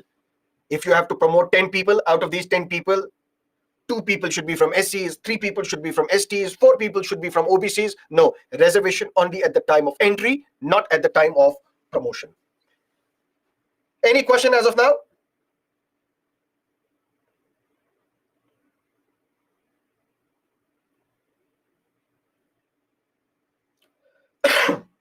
Sir, please discuss Haryana's 75% reservation. We'll discuss everything one by one. We'll reach there as well. Okay, so let's take a break. We will meet at 8:05. See you on the other side of the break, then we will address all your questions.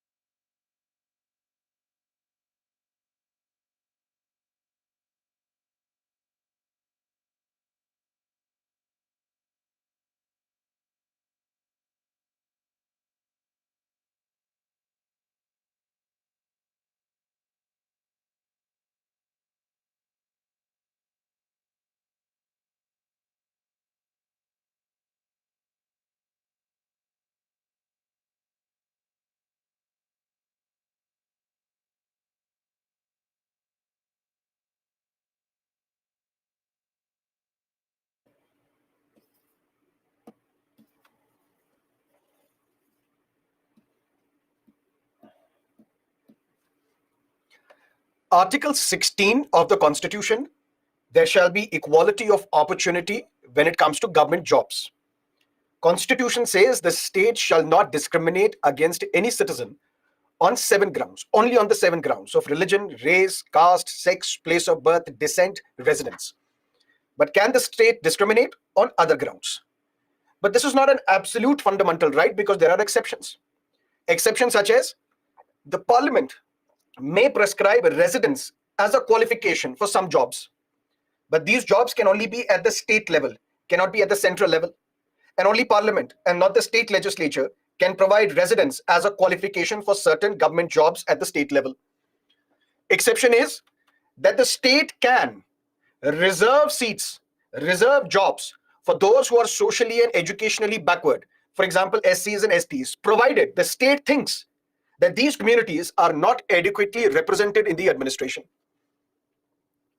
Then what the government decided? The government decided to implement the Mandal Commission report, basis which 27% jobs can be reserved for other backward classes.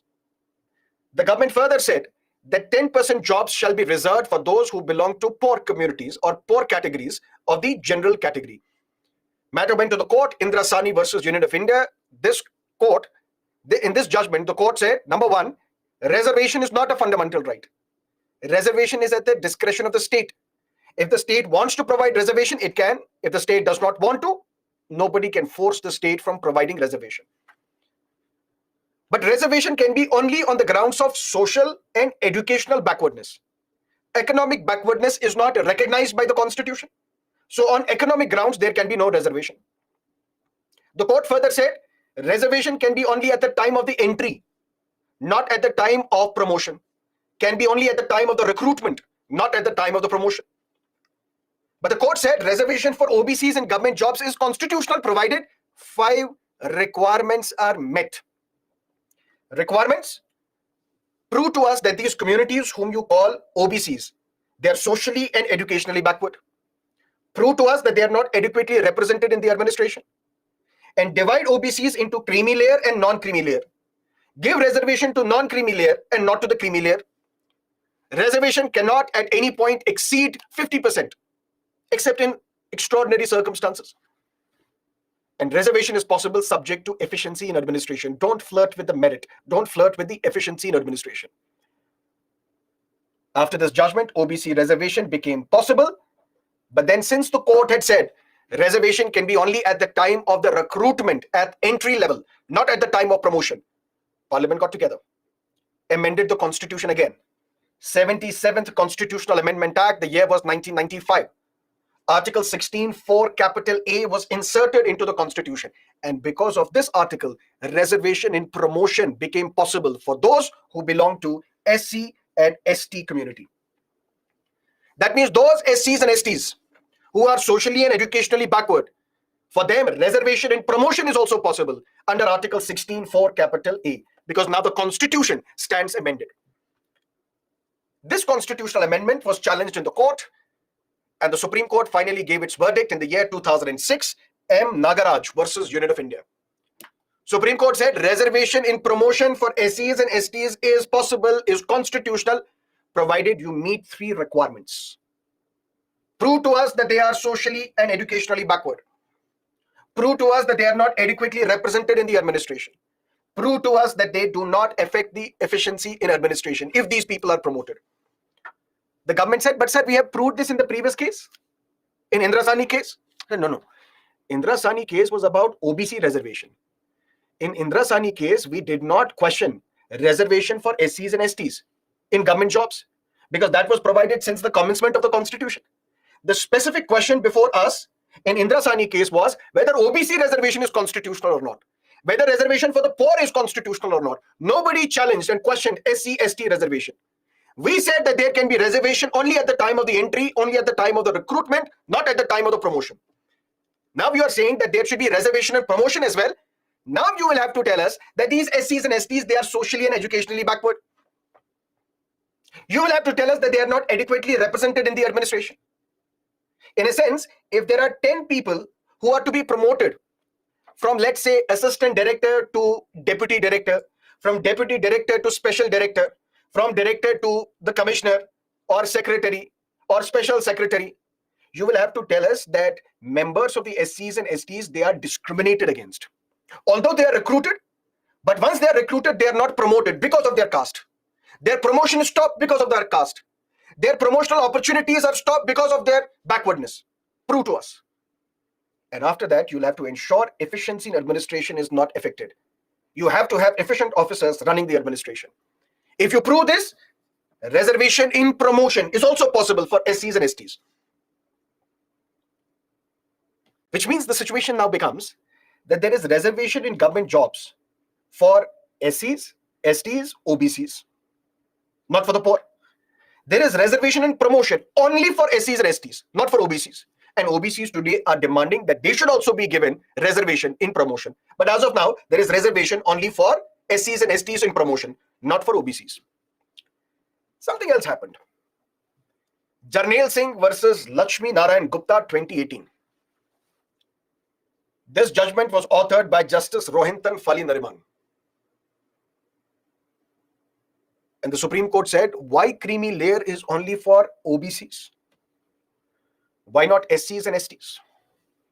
The way you divide OBCs into creamy layer and non-creamy layer, in the same manner, you should divide SCs and STs into creamy layer and non-creamy layer, and provide reservation only for those who are part of the non-creamy layer, not the creamy layer. For example, the late Ram Vilas Paswan. He was known as political weathercock. Political weathercock in the sense, in 2004, when the BJP was in power at the center, he realized that the winds are shifting against the BJP, going towards the Congress. He jumped from BJP. He was part of the BJP-led NDA alliance. He jumped from NDA and joined the Congress-led alliance, the UPA, and UPA came to power. Remained part of the UPA, United Progressive Alliance, because a group of political parties, we joined hands with BJP to form the government in 1998, 1999. This group of political parties came to be known as NDA, National Democratic Alliance. But the group of parties which joined the Congress to form the government in 2004, this group came to be known as UPA, United Progressive Alliance. Just like today, this group is known as India, and the other group is known as NDA. Ram Vilas Paswan saw that people still support UPA. He was still part of the UPA till 2009, won the elections again, remained with UPA till 2014, but realized that people may vote in Mr. Modi as the Prime Minister. He jumped from UPA, joined NDA. He is known as a political weathercock. He knows for sure which party is going to come to power so that he can join that group and reap the benefits, become the minister. He was always a minister. Why should his son get reservation? Because it leads to a point where, yes, reservation is okay. Reservation is justified for social justice. But within SCs and STs, there is select group of people who get the benefit. I get benefit for reservation. Tomorrow, my son would get reservation benefit, then his son, then their daughter, so on and so forth. And this process continues. So this reservation benefit is reaped by only some sections of SCs and STs. Look at the Meenas of Rajasthan. Every single family would have an IAS, IPS, IRS, IFS officer. So Supreme Court said creamy layer should apply to SCs and STs also. And only those who are from non-creamy layer should get reservation. Jarnail Singh versus Lakshmi Narayan Gupta, 2018. Something else happened. Uttarakhand government invited jobs. Or should we say invited job applications. So do we have to learn these cases? If we had no need to learn these cases, I would not be discussing, because my intention is not to waste your time and give you the sense of my knowledge. See, I learn and read so many cases, and I should also tell you, look at the kind of questions asked in the exams these days. Cite relevant case laws. Comment on this issue by citing the relevant case laws. These case laws are very important. It will add weight to your answer. Otherwise, you will not get good marks. Uttarakhand government invited job applications. And in these job applications, Uttarakhand government said there will be no reservation in promotion.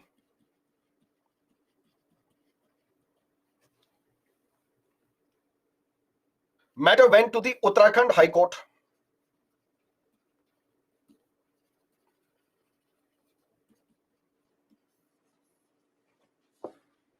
My lord, rights have been violated. I said, what rights? Sir, no reservation and promotion for SCs and STs. How is that possible? Article 16, clause 4, capital A talks about this. How can Uttarakhand government says that for these applications, there won't be reservation and promotion? My rights have been violated. Uttarakhand High Court said, no, this is wrong. You're absolutely right. Uttarakhand High Court asked the state, give us data. Uttarakhand government is asking, sir, my lord, what data? Give us this data so that you can tell us that SCs and STs, they are not socially and educationally backward. Because if they are socially and educationally backward, you have to provide them reservation. Prove to us that they are adequately represented in administration. If they are adequately represented in the administration, that means you don't have to provide them reservation. Give us this data. And you should also tell us that efficiency will be maintained throughout. Give us this data. Uttarakhand High Court approached the Supreme Court. Uttarakhand government approached the Supreme Court. Dear Supreme Court, I have a question. I said, what question? Sir, do you remember Indra Sani judgment 1992? Yes, we do. Why? What happened? Sir, do you recall there you said reservation is not a fundamental right? Yes, we said that. Sir, did you say reservation is at the discretion of the state? Yes.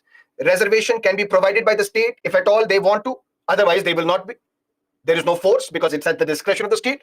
Yes. So then why is Uttarakhand High Court asking us to give them data? We have decided as a matter of policy that for these government jobs, there won't be reservation and promotion. How is Uttarakhand High Court demanding data from us? That they are adequately represented, that they are not socially and educationally backward? Supreme Court said no. Uttarakhand High Court order is wrong. Uttarakhand High Court should not have asked for data. Why? Because reservation, we reiterate, is not a fundamental right. Mukesh Kumar versus State of Uttarakhand, 2020. Reservation is only at the discretion of the state. Reservation is not a fundamental right. Something else happened. Maharashtra, for example, there is one caste group known as the Marathas. The government of Maharashtra decided that Marathas should also be given reservation. They should be made part of the OBCs.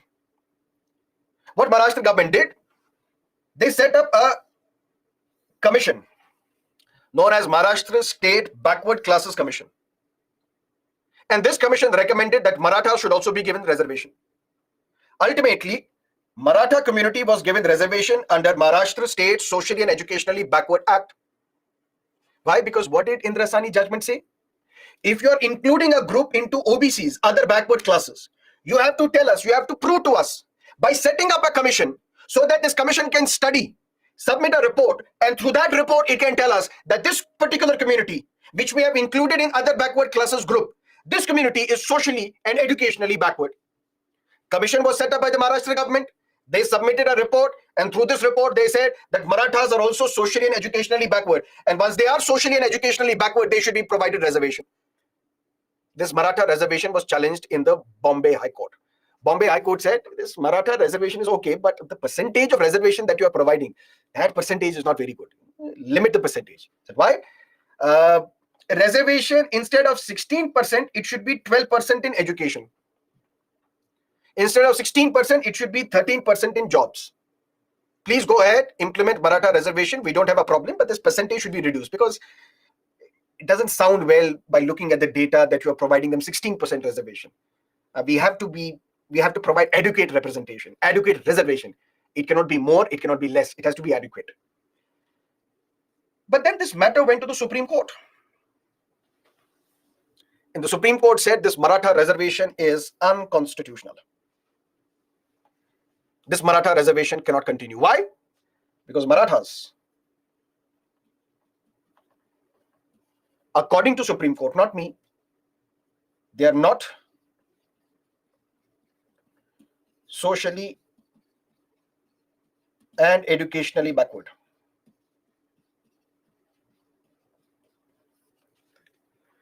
Why? Because this commission, which said Marathas are socially and educationally backward, one reason that they provided many reasons. One reason that they provided, they said Marathas, predominant occupation of these Marathas, they are the dabbawalas.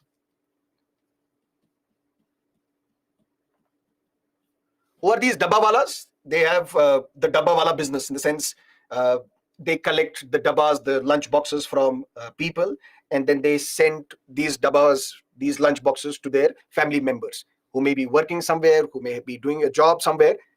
On this dabbawala business, a beautiful movie, Lunchbox, was made, starring the late Irfan Khan. One of the fantastic movies. If you've got time, please watch that movie. Beautiful story. But be that as it may, Supreme Court said if these Marathas are, a large majority of these Marathas, they are dabbawalas, it proves they are not socially backward. The court was asked how. The court said, look at what social backwardness is.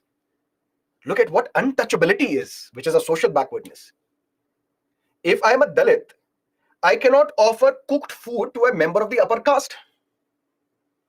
I cannot drink water from the member of the upper caste. If these dabbawalas are really transporting food to others and people are accepting these dabbas from them, that means they are not socially backward. If they would have been socially backward, their dabbas would not have been allowed, accepted by the community, which proves that they are not socially backward. When they are not socially backward, why are you providing them reservation? And look at Marathas, close to 33% of the population in Maharashtra. They are in business, they are in politics, they have MLAs and MPs, and they have strong control over the politics of Maharashtra. So how can you say they are socially and educationally backward? Since they are not socially and educationally backward, Marathas will have no reservation in jobs and educational institutions. So, okay. Something else happened. What happened? Let's say, for example, UPSC, in its civil services examination, advertises 1,000 jobs. Clear? Out of which the Supreme Court has said not more than 50%. Reservation cannot exceed 50% under any unless and until there are extraordinary circumstances. Reservation cannot exceed 50%, which means 500 seats will be unreserved and 500 seats will be reserved. Reserved for SCs, STs, OBCs as of now. What if, for example, 100 seats remain vacant? Although it doesn't happen at the UPSC level, but at the state level, it always happens. If there are 10 vacancies for the reserved categories, but the minimum qualification is graduate, maybe we don't get sufficient candidates who are from reserved categories, who are graduates for that particular post. That means we don't get people. That means there are some seats which remain vacant. What will happen to these 100 seats? Will they be merged with the open category or the unreserved category? Or will these 100 vacancies be carried forward to the next year? Initially, the position was that these seats will never be merged with the unreserved category. They will be carried forwarded to the next year. Then they will be carried forwarded to another year. Then they will be carried forwarded to another year. Under no circumstance can it be merged with the unreserved category. These seats will always be filled by the members of those reserved categories. Matter went to the court. The court was asked, my lord, what will happen to the efficiency in administration? Said, what efficiency in administration? Sir, there are some seats which are reserved, but we don't get candidates from those reserved communities, reserved categories. Those seats remain vacant, which means we need these people for job. Otherwise, the efficiency of administration will take a hit. But these seats are not being filled. We carry forward these seats to the next year, then to the next year, then to the next year, then forever and ever and ever. We want these seats to be merged with the open category, with the unreserved category. Otherwise, efficiency would take a hit. The court said, yes, you're right. Government, what is your take on this? Sir, we need to carry forward this for next years. Okay, you do that, but only for 3 years.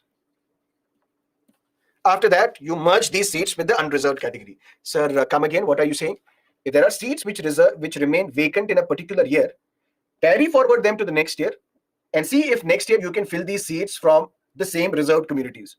Then carry forward for 2 more years. That means for total 3 years. After that, we can't wait for long. These vacancies should be merged with the unreserved category so that from unreserved category, we can fill these vacancies. When this judgment was given, Parliament decided to come together. Parliament said, let's come together. Let's amend the constitution again. 81st Constitutional Amendment Act, the year was 2000, Article 16 for capital B was inserted into the Constitution. And because of this constitutional amendment, now these vacant seats will be carry forwarded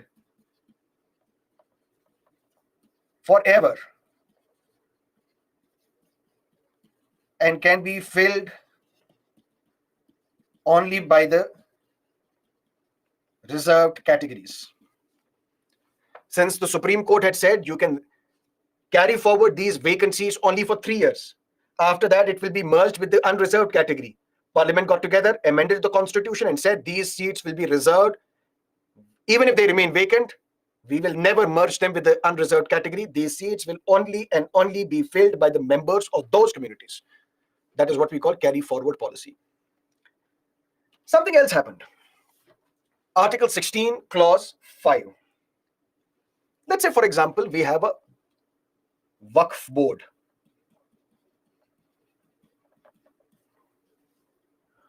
Or for that matter, we have TTD, Tirumala Tirupati Devasthanam, which is a Hindu temple, a Hindu religious place.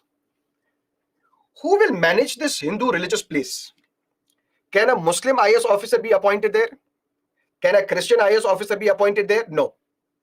If it is a religious place, a religious institution, Constitution says that the member, the individual responsible for managing this religious institution can belong to the same religion. Because Article 16 says there can be no discrimination. The state cannot discriminate only on the grounds of religion. But this is not an absolute fundamental right. There is an exception. If the state has to appoint somebody to the Waqf board, what is a Waqf board? All the Muslim mosques, shrines, dargahs, they are managed by this Waqf board. The government appoints officers to this Waqf board. And this appointment can be only of Muslims. That means religion is a qualification in order to be appointed to the Waqf board. And who will appoint you? Government. That means, is the government not discriminating only on the grounds of religion? Yes, but this is an exception. Because appointment to a religious organization can be made of a person professing that particular religion or belonging to that particular religious denomination. It won't be a violation of fundamental rights. But something else happened. 2018, just like in 2023, now elections were held to some states. 3 states were very important: Rajasthan, Chhattisgarh, and Madhya Pradesh. And in all the 3 states, the BJP lost power. Ashok Gehlot became the chief minister of Rajasthan. Mr. Kamal Nath became the chief minister of Madhya Pradesh. And who is the chief minister of Chhattisgarh? Who is in tussle with his ex-finance minister. What is his name? Bhupesh Baghel became the chief minister. And 2/3 majority was backed by the Congress party, which made the BJP nervous. What should we do? Mr. Modi said, Mitro, let's amend the constitution. What will we do? We will provide reservation to those who are economically weaker, who come from economically weaker sections of the society, other than those who already have reservation. That means now 10% jobs, 10% seats in educational institutions covered by Article 15, 10% jobs covered by Article 16 shall be reserved for those who belong to economically weaker sections of the society belonging to the general category. That means those who have the benefit of the existing reservation, which means SCs, STs, OBCs, they already have reservation. But those who do not have reservation, general category, amongst general category, if there are poor belonging to economically weaker sections of the society, 10% jobs shall be reserved for them. Now, this was challenged before the court. This EWS reservation was challenged in the court, Janhit Abhiyan versus Union of India 2023, and early this year, the judgment came. Why was it challenged? Saying it is unconstitutional. Why unconstitutional? On various grounds. Ground number 1,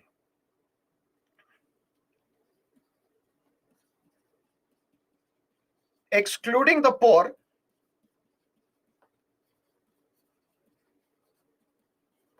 belonging to SCs, STs, OBCs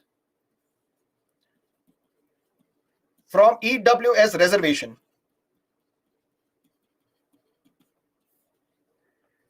is constitutionally suspect. Because EWS reservation said, if you do not have the benefits of the existing reservation, who gets the benefit of the existing reservation? SCs, STs, OBCs. They will not get reservation under EWS. Who will get reservation under EWS? Members belonging to the general category. But by excluding the poor belonging to SCs, STs, OBCs, because amongst SCs, STs, OBCs, there may also be poor people, excluding them from EWS reservation is constitutionally suspect. It is not constitutional. Second, economic backwardness as a criteria for reservation. Constitution said originally that there can be special provision for those who are socially backward, educationally backward. Economic backwardness was not a criteria mentioned in the Constitution at all. So making economic criteria as a basis for reservation, is this possible or not? That's for the court to decide. And 3, 15% reservation for SCs, 7.5 reservation for STs, 27% reservation for OBCs, plus 10% reservation for economically weaker section of the society means 59.5% reservation, which means a violation of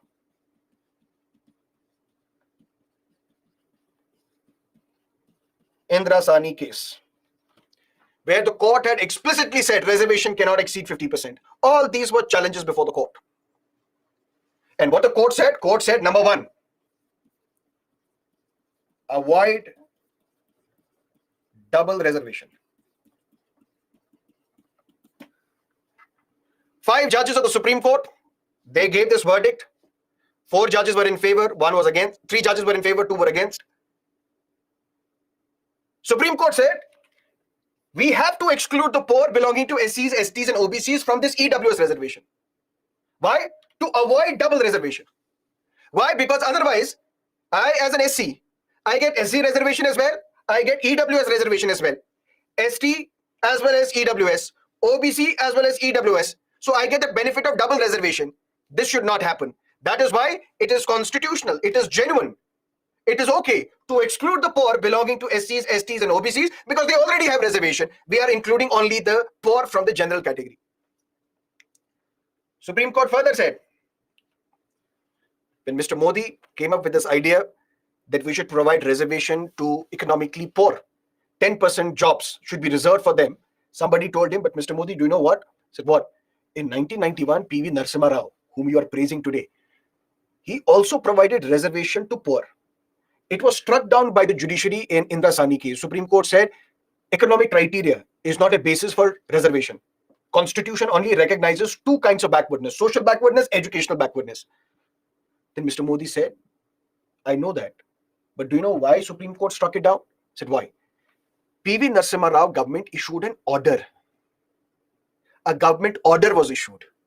And through that government order, they provided 10% jobs, reservation in jobs for poor. We are not issuing a government order. What are we doing? We are amending the Constitution. So it's a constitutional amendment. Sir, but then what's the difference? Constitution previously said social and educational backwardness. Now we are amending the Constitution and we are specifically talking about economic backwardness as a criteria for getting reservation. So when P.V. Narasimha Rao issued an order, Constitution talked about only social and educational backwardness. When what we are doing today, we are amending the Constitution and we are providing economic backwardness as a criteria for getting jobs, for reservation in jobs. The Supreme Court was asked, but is it right that economic backwardness becomes basis for reservation? The Supreme Court said, yes, it's the policy decision of the government. Times keep on changing. So with the changing times, we have to change ourselves as well. Because of the income inequality that we see currently, It is possible, and it is genuinely happening, that there is a vast section of the people who have been untouched by these economic reforms. They're not able to lift themselves up. That is why economic backwardness can also be a criteria for providing reservation. Supreme Court was asked, but you said in Indira Sani case, reservation cannot exceed beyond 50%. Supreme Court said, yes, we said that. But we also said, in Indira Sani case, except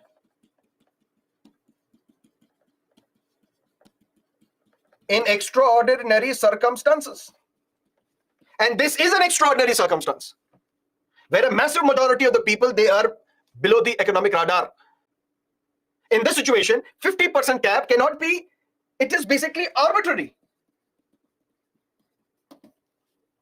Why did Supreme Court say in 1992 in Indira Sani case, reservation cannot exceed beyond 50%?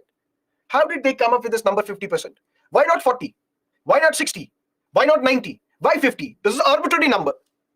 Supreme Court itself says that government should not be arbitrary.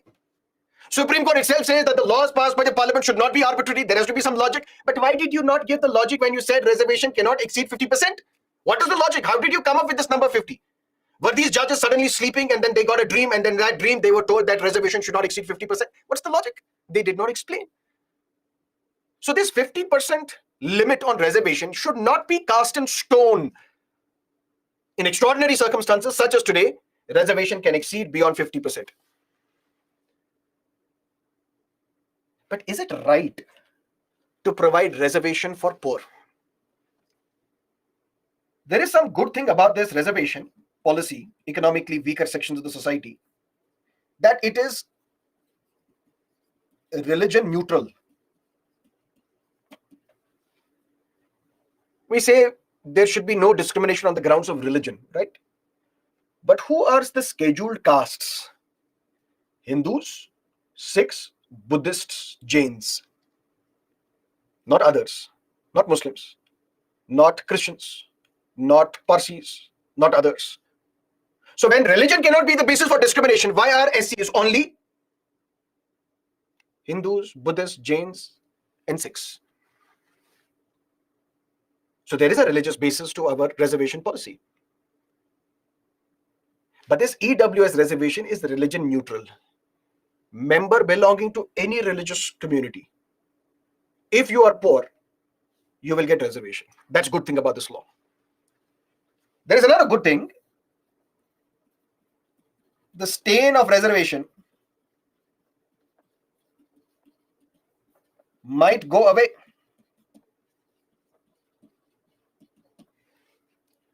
If you are at the IIT or IIM or a central university or even a government place, you're working in the government office or anywhere, you will see that there is a segregation.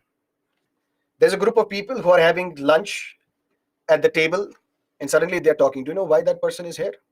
He's got the reservation. Otherwise, he has less marks than me. These people, just because of reservation, they get admission in these top colleges. Otherwise, they can't stand a chance in the competition. So you look down upon those people who come to these educational institutions or these jobs from the reservation quota. But now, since members from the general category are also eligible for quota, you cannot question the reservation policy. What will these people tell you? Why are you criticizing us? Why are you criticizing reservation? Even you are eligible for reservation. Reservation is not just on the basis of caste. Reservation is not only on the basis of the tribal status. It's also on the basis of the economic criteria. You're also eligible for reservation. So over a period of time, the stain on reservation can go away. But this may not be the right thing to do. This reservation policy is wrong at multiple levels. One such level is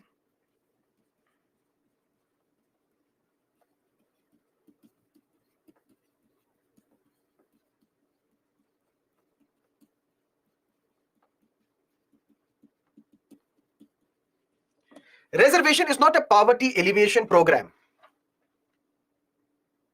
Reservation is for past historical mistakes.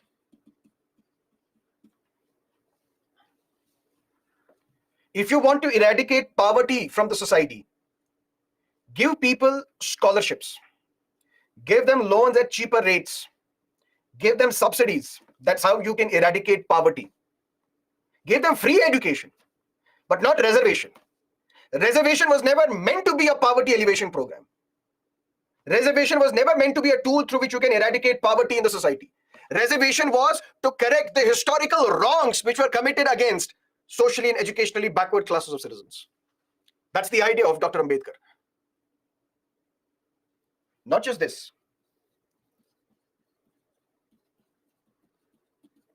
Reservation for all means reservation for none. How? What is the criteria of EWS? Who is an economically weaker or belongs to economically weaker sections of the society? Who is economically poor? EWS criteria is same as OBC criteria.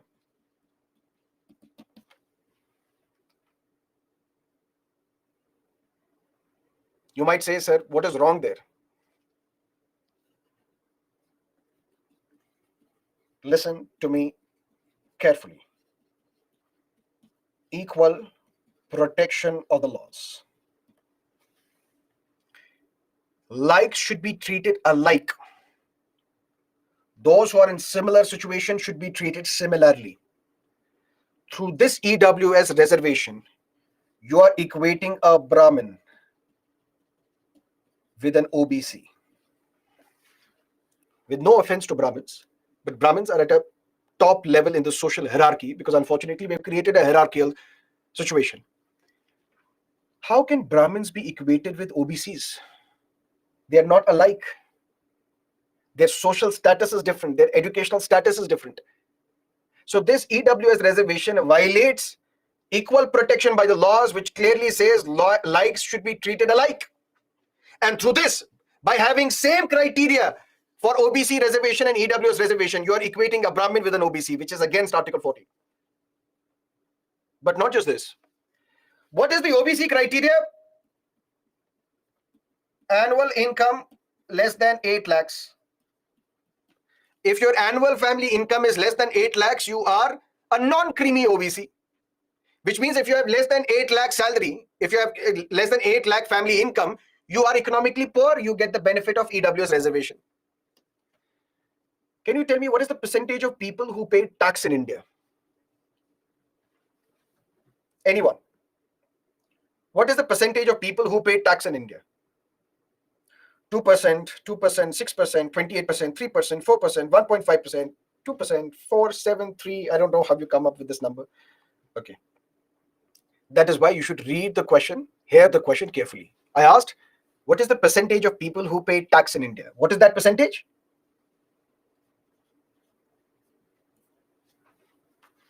100%. Mr. Ambani buying a soap also pays tax. And a poor rickshaw puller buying a soap also pays tax. Indirect tax. But if the question is, what is the percentage of people paying income tax, which is a direct tax? 2%. Or let's put the number at 5%.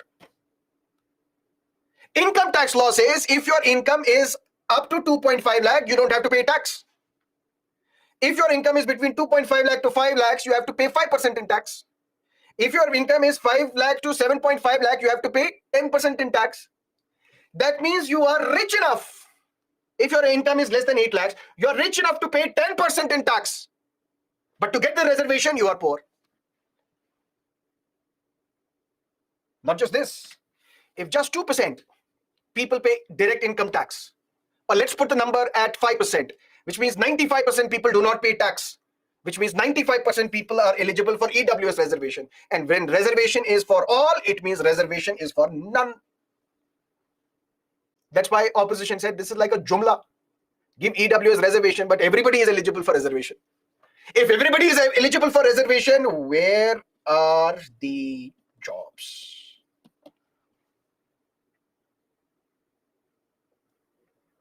That is another problem with this EWS reservation. But be that as it may, this is exactly what happened. But then you might have another question. Sir, what about Tamil Nadu reservation policy? And in Tamil Nadu, reservation is 69%. This Tamil Nadu reservation policy is under challenge before the court. It is pending for so many years that I think I will die and the court will still not give this verdict. Your kids may be preparing for the civil services examination, whatever it is. This Tamil Nadu reservation, where the Indra Sani judgment said reservation cannot exceed 50%, but Tamil Nadu reservation is 69%. How is that possible? There are two reasons. One, the Tamil Nadu government initially convinced the courts, although now that convincing they will have to do again before the Supreme Court, that look at our population, majority of our population are socially and educationally backward. And when majority of our population is socially and educationally backward, which basically means we have to increase the reservation. Otherwise, we can't provide reservation. So since it was justified, extraordinary situation where the population itself is majority socially and educationally backward, you have to increase reservation from 50 to 69%. That was one. The second, this Tamil Nadu reservation policy law is placed in 9th schedule of the Constitution.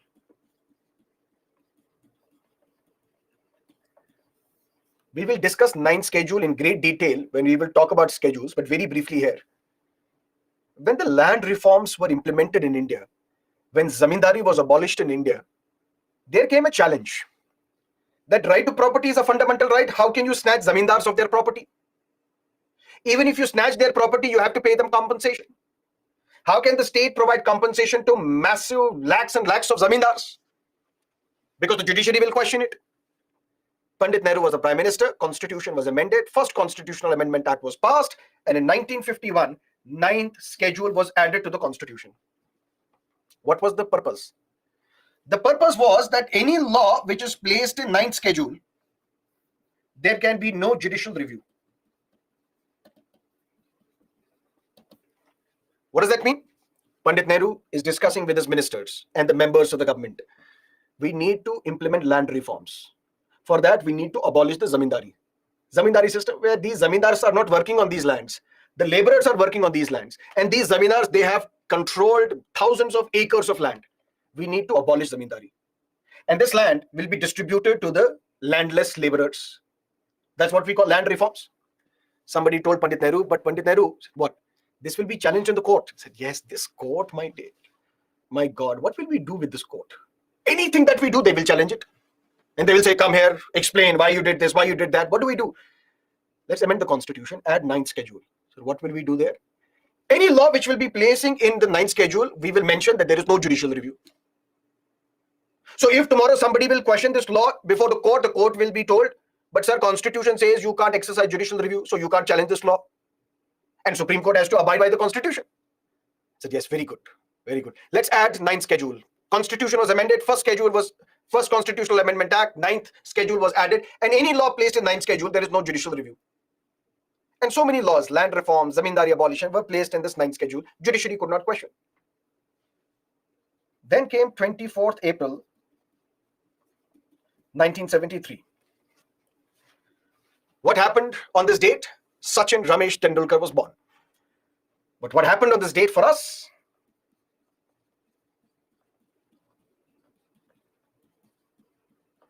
Keshavaranda Bharti case was decided by the court.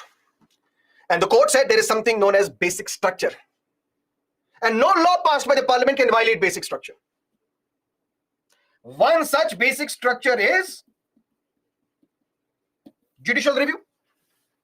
Judicial review is part of the basic structure. So judiciary will always exercise this power of judicial review. Then the question later on came before the court. Supreme Court, come here. Said, what? You have to come here. You come before us and tell me what is the issue. Sir, judicial review is part of the basic structure? Yes. But what about 9th schedule? Do you know what Pandit Nehru did? Yes, it is all Nehru's fault. What did he do?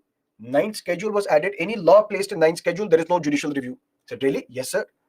But you said judicial review is part of the basic structure? Yes. When did we say that? On 24th April 1973. All laws placed in 9th schedule before this date, there will be no judicial review. That means judiciary cannot question the laws placed in the 9th schedule if they were added to the 9th schedule before the Keshavananda Bharti verdict. But any law placed in 9th schedule after 24th April 1973, there can be judicial review. But this Tamil Nadu law was placed in 9th schedule after Keshavananda Bharati verdict. That means it can be challenged. But still, there is a protection available to this law placed in 9th schedule. Listen to me carefully. Can any law violate constitution? No. Because constitution is the supreme law of land. But this law, if it is placed in 9th schedule, it can violate constitution, except basic structure. That means this law which is placed in 9th schedule, it can violate any provision of the constitution. Schedule 1, Schedule 2, it can violate president, prime minister, it can violate any provision except those things which are part of the basic structure. Now the question before the court is this 50% cap limit which is imposed by the judiciary, is this part of the basic structure? Can Supreme Court say that this 50% limit on reservation is also part of the basic structure? Then Tamil Nadu reservation system goes. Because reservation cannot exceed beyond 50% because 50% limit is part of the basic structure. But in the Janhit Abhiyan case, when EWS reservation was decided, Supreme Court did not say 50% limit is part of the basic structure. Which means this Tamil Nadu reservation law, which is placed in 9th schedule, it can violate any provision of the constitution except the basic structure. Since 50% limit is not part of the basic structure, this law will continue. You might have another question. Sir, what about Haryana? What about Andhra? What about something that MP is also deciding? What happens in Haryana? Haryana says 75% jobs in private sector.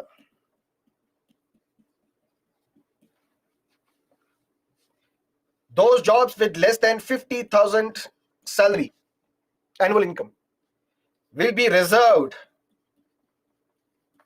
for those who are the domicile of Haryana.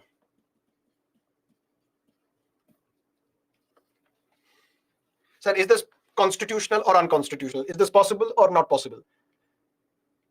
What do you think does it violate? Anyone?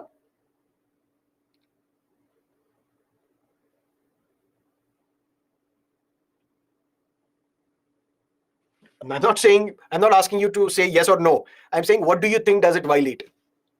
What article do you think does it violate? Article 16? There can be no discrimination in jobs, only on the grounds of religion, race, caste, sex, place of birth, residence. But domicile is not a criteria. That means on domicile, there can be reservation. That's argument number 1. Argument number 2, Article 16 says, there shall be equality of opportunity where? In public employment. All those posts, jobs advertised by the state. Private sector is not a state. So any policy can be implemented by Haryana. That is why there is nothing wrong in providing reservation for domiciles up to 75% if the salaries are less than 50,000 salary. It is okay. But it is going to affect the investor sentiment. But that is something that should be taught to you in economy classes. Will the private sector then invest in a state where they are forced to source talent only locally? Will the FDI come into that state where there is a restriction on your hiring policy? That is something that investor sentiment decides. That is not something related to the law. And this completes our discussion on Article 16 of the Constitution. Any questions? Let me know.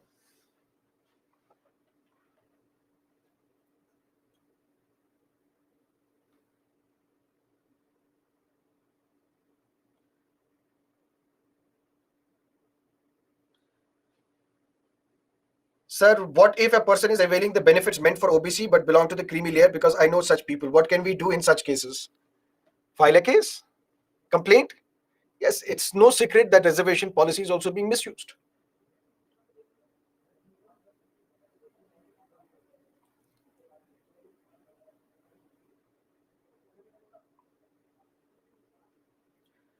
Please explain basic structure. We'll explain that in the amendment to the Constitution. Look at the schedule. We will discuss amendment to the Constitution and the doctrine of basic structure separately.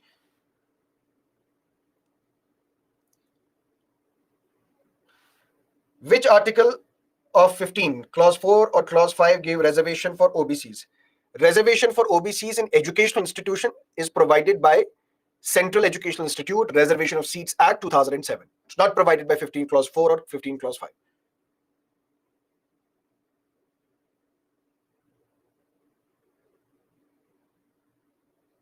Here, domicile is not equal to residence. No, because we discussed domicile previously when we discussed citizenship. Domicile is residence plus the intention to reside permanently. So domicile is not the same as residence.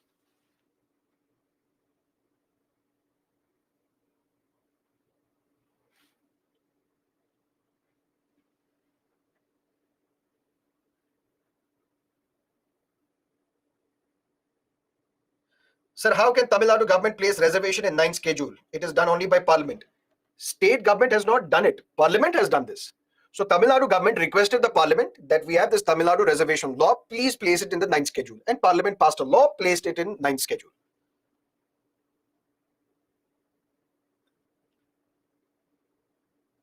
Sir, don't you think EWS is the only valid kind of reservation? If you're asking me, I see no reason why there should be EWS reservation, because reservation to me is not a poverty alleviation program. Reservation should be only on the social and educational backwardness.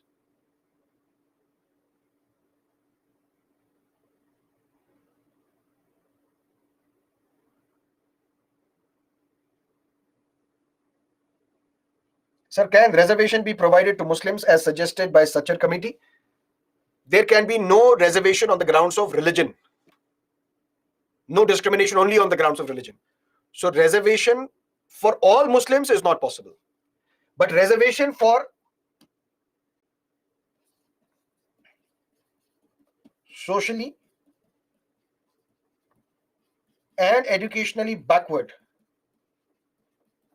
Muslims comes under OBC, other backward classes. That's how in Telangana, in Andhra Pradesh, in Tamil Nadu, in West Bengal, in Karnataka, in various other states, there is reservation under OBC for those Muslims who are socially and educationally backward.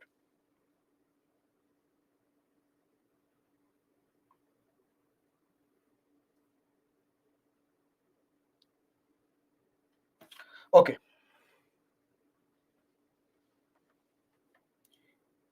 In future, can EWS reservation be deleted? In future, can all kinds of reservation disappear? Yes, because reservation is not a fundamental right. When it is not a fundamental right, clearly it's not part of the basic structure either. So yes, it can happen. Will it happen? That's a different story. Can it happen? Yes.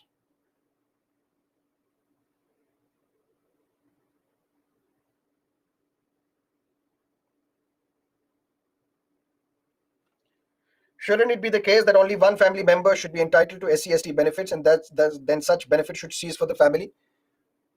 This would be more radical, but I would propose a better solution. Give it only once in a lifetime for an individual. Right now, what is happening? You get the benefit of reservation at the time of college admission, then at the time of job, then at the time of promotion as well, without any benefit at the time of the retirement. You will not be retired early. So take this benefit only once. Or, as you say, once for the entire family. After that, this family should not be eligible for reservation.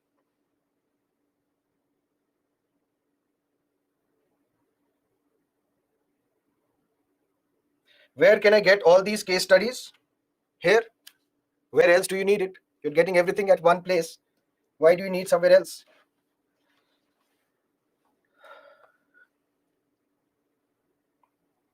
Seema, what's your question? And whenever you are writing, please, whenever you're writing, sir, you're not answering my question. In the bracket, also mention what is the question. Because I may have missed your question, but now I'm reading your comment. Please mention what is the question that you have. Is there creamy layer in SC/ST also? Anurag, yes, according to the Lakshmi Narayan Gupta judgment of the Supreme Court. Socially and educationally backward classes include OBCs. Yes, that is how they get reservation.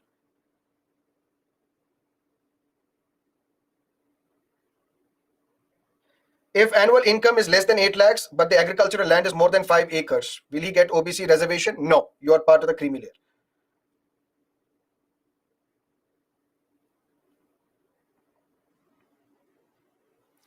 Rohini Commission is about the sub-categorization of OBCs. So, for example, these are OBCs, but OBC is not a homogeneous group. There are various caste groups, for example, A, B, C, D, which come under the OBCs, right? If 27% reservation is given to OBCs, A would get 7%, B would get 6%, C would get 3%, D would get 1%, so on and so forth. This is what is known as horizontal reservation. Now, Rohini Commission has been set up to further look into this subcategorization of OBCs. So within OBCs, if there are various caste groups, now let's relook what percentage will be given to one caste group. Maybe some caste groups will get more reservation. Maybe some caste groups will get lesser reservation than they previously have. For that, a commission is set up known as the Rohini Commission. When it will submit its report, we will discuss it.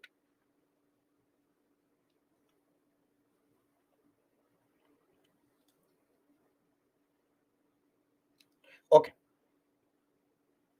Sir, if a Hindu is converted to Christianity or Muslim, will they get reservation?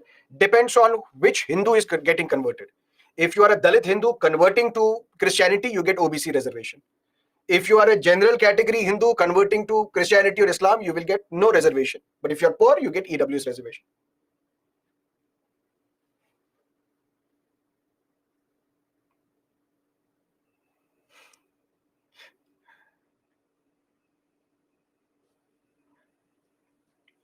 There are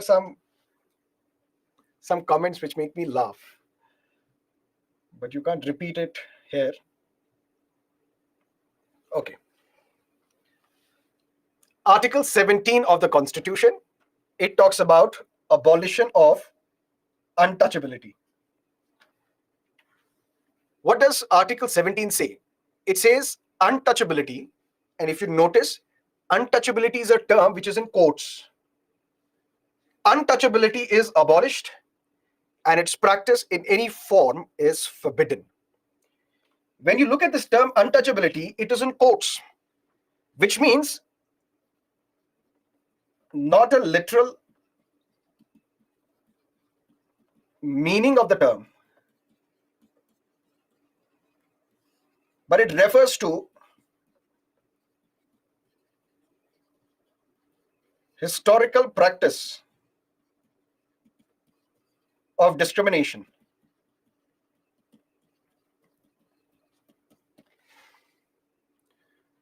Article 17 talks about prohibition of untouchability. Article 17 says untouchability is abolished and its practice in any form is forbidden. But this term untouchability is in quotes. That means we don't have to go through the literal meaning of this word untouchability. Touch me not. No. We are referring to a historic practice of untouchability. For example, when COVID-19 lockdown was imposed, there were millions who were quarantined. They were kept in isolation. Touch me not. So can it happen, or could it have happened, that some of these people would have approached the Supreme Court and said, my lord, my fundamental right has been violated? I said, what fundamental right? Article 17, my lord. Untouchability is being practiced. We are not allowed to move out. Who are you? Sir, COVID-19 patient. Then it's right. Article 17 does not talk about this form of untouchability. There may be leprosy patients for whom there will be a separate colony altogether. We are not talking about that literal meaning of untouchability under Article 17. We are referring to historical practice of untouchability, where the members of the Dalit community, they were forced not to come in close contact with others. They were discriminated, tortured. When the tribals were also tortured, it is that untouchability that is abolished by this constitution, and its practice in any form is forbidden. And this is the only fundamental right which is absolute, without any exceptions. Untouchability is abolished, but Prime Minister can practice it? No. Untouchability is abolished, but in this situation it is allowed? No. Untouchability of that form, historical practice, is abolished, and its practice in any form is forbidden. And to enforce this law, what if somebody still practices untouchability? We need to punish these people. For that, a law was passed known as Protection of Civil Rights Act 1955. But this law was considered to be very weak. It could still not eradicate the menace of untouchability. That is why a stricter, a tougher law was passed, known as Scheduled Castes and Scheduled Tribes Prevention of Atrocities Act, which was passed in 1986, amended multiple times, in 2015, in 2018, This is mostly known as the Atrocities Act. And what is this Atrocities Act? Let's look at the examples. If you're refusing admission to any person, to schools, for example, to hospitals, for example, only on the grounds of caste or your tribal status, it is untouchability. And it is this untouchability which has been abolished. And if you practice this, we will book you under the Atrocities Act. Similarly, preventing any person from worshipping or offering prayers in any place of public worship. Because there used to be a time where Dalits would contribute money for the construction of the temple. But once the temple was constructed, once the deity was placed inside the sacred sanctum sanctorum of the temple, Dalits could not pay visit to this deity.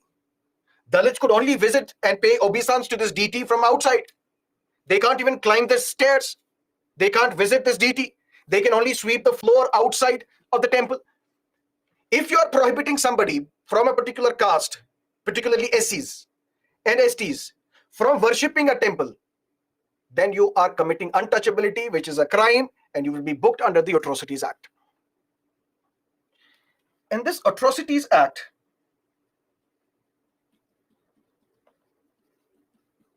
is a stringent law.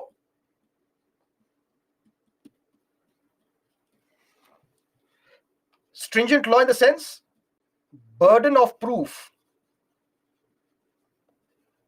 is on the accused.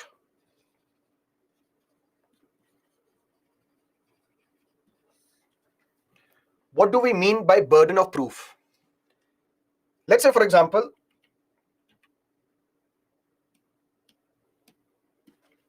there is something known as principle of constitutionality.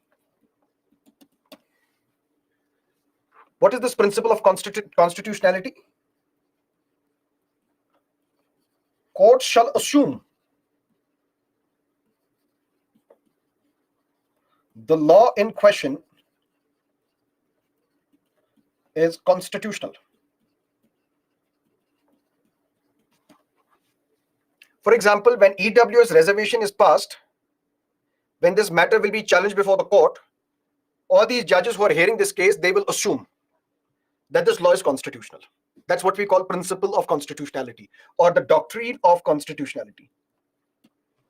Then if you are the petitioner who has petitioned this case, who has challenged this verdict, who has challenged this judgment, who has challenged this law, you have to convince the judges that this law is unconstitutional.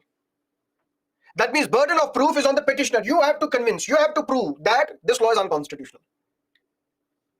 Similarly, for example, murder. I killed you. For example, I killed you. Now police has arrested me. Now I'm arrested. I'm happy. Why? Because I don't have to prove that I'm innocent. You have to prove, the police has to prove, the executive has to prove that I am guilty. That too beyond reasonable doubt.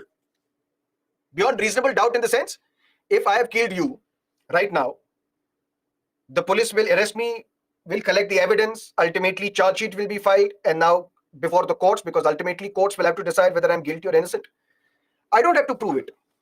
The police will have to prove it that I have killed this person. I'm chill. And that too, the police has to prove beyond reasonable doubt. Because if the police gives evidence, the court will ask me, have you done this? I said, no, look at the CCTV footage. In fact, look at the app as well. I was taking a class at 9:25 in the morning. So if the murder happened at 9:25, either I was in the class or I was killing this person. If I was in the class, I can show you that I was present there. This is the app recording. You can see the CCTV footage of the office as well. I was present. The court will say there's a doubt. You can't be present at both places. So although evidence is against you because the murder weapon has your fingerprints, but there is still some doubt because if you were taking the class, you can't murder at the same time. That means the burden of proof is on the prosecution, the executive, the police. They will have to convince the court that I've killed this person. But when it comes to the Atrocities Act, the burden of proof is on the accused. So if I am from upper caste and you are a person belonging to SC or ST community, and a case has been filed under the Atrocities Act against me that I have practiced untouchability, I have to now convince the court that I am innocent, my lord. This is the evidence in my favor. I am innocent. I'm not guilty. I have not practiced untouchability. And when you have to prove something, it becomes difficult. That is why this is a stringent law, very strong law to prevent the menace of untouchability. But what is included in untouchability? One, if you're insulting somebody, the members, you are a Dalit, and the reason why you are a Dalit is that your forefathers did a mistake. Look at your dress habit, look at your food habits. You're impure from top to bottom. I'm insulting you because of your caste or your tribal status. This is untouchability. I may not be insulting, I may be preaching. Preaching in the sense, we are in a village. Here is a Dalit man or a woman, they have opened a grocery shop. How can we buy groceries from this Dalit? Let's socially boycott this grocery shop. Nobody should buy anything from this grocery shop. What am I doing? I am preaching untouchability. It is a crime. Or I'm justifying it. How can you say that you should not buy grocery from this particular shop? By Rig Veda talks about this. I'm justifying it. Our religious scriptures talk about untouchability. Again, the Swades movie example, which I remembered now. A beautiful line. जो कभी नहीं जाती, उसी को जाति बोलते हैं. A beautiful statement. Horrible one, but in this context, a beautiful one to explain, to understand. So if you are insulting somebody based on his caste or tribal status, preaching, justifying, all this comes under untouchability. And if a member of a scheduled caste is subjected to any such disability or discrimination, the courts will presume that such an act was committed on the grounds of untouchability, unless the contrary is proved. What do we mean by that? I am a Dalit. You are a member, you are a non-SC or non-ST. You gave me loan of 1 lakh rupees. Now I'm not repaying you. You are coming to me, my sister is getting married, my son is getting married, or my sister is not feeling well, I need money for hospitalization, whatever the reason is. I'm saying I'll not give it. Do whatever you want to do. And then you hit me and punched me in my face. Said, my lord, atrocity. This person attacked me because of my caste. This is atrocity. When the matter will go to the court will assume that yes, you hit me because of my caste. You practice untouchability. Unless and until you prove it otherwise.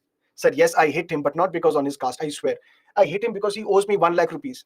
I need that money desperately. He is not repaying that money. And that is why now he is filing a false case against me.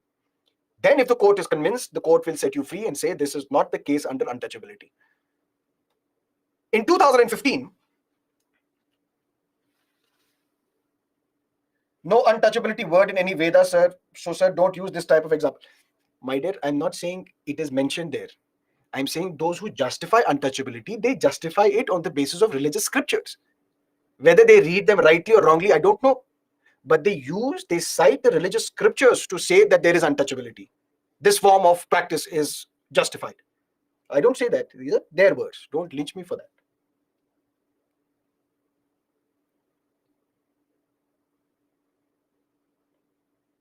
Our Vedas are based on Bharbat, not caste system. That's why I told you previously also, the basic idea was Varna system. That's why Mahatma Gandhi was in favor of Varna system, not the caste system.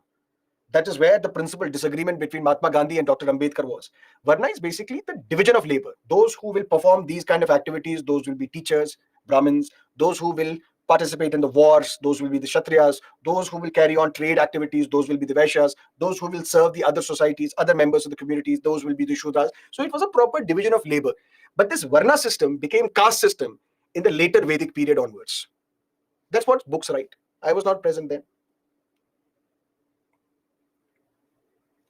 Okay, so we will leave it here. We will discuss the 2015 amendments tomorrow. Then we will discuss the Subhash Mahajan case, where the verdict was given in August 2018.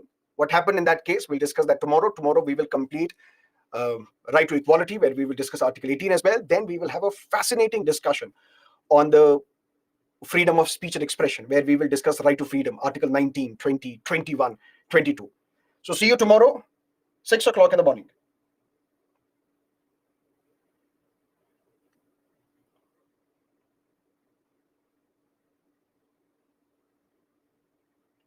Shalu, is this your 6th batch or 7th batch? You are attending these classes for the 7th, 8th time, which is good. Socially and educationally backward class include OBCs? Yes, that's how they get reservation. I answered that previously as well. Does Byju's website has the list and summary for judicial verdicts by Supreme Court? Yes.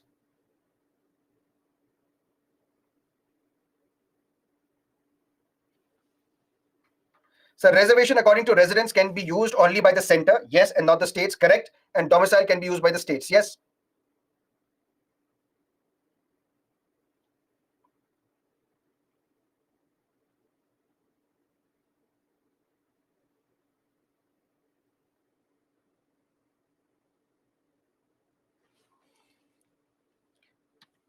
Atrocities Act was passed in 1989.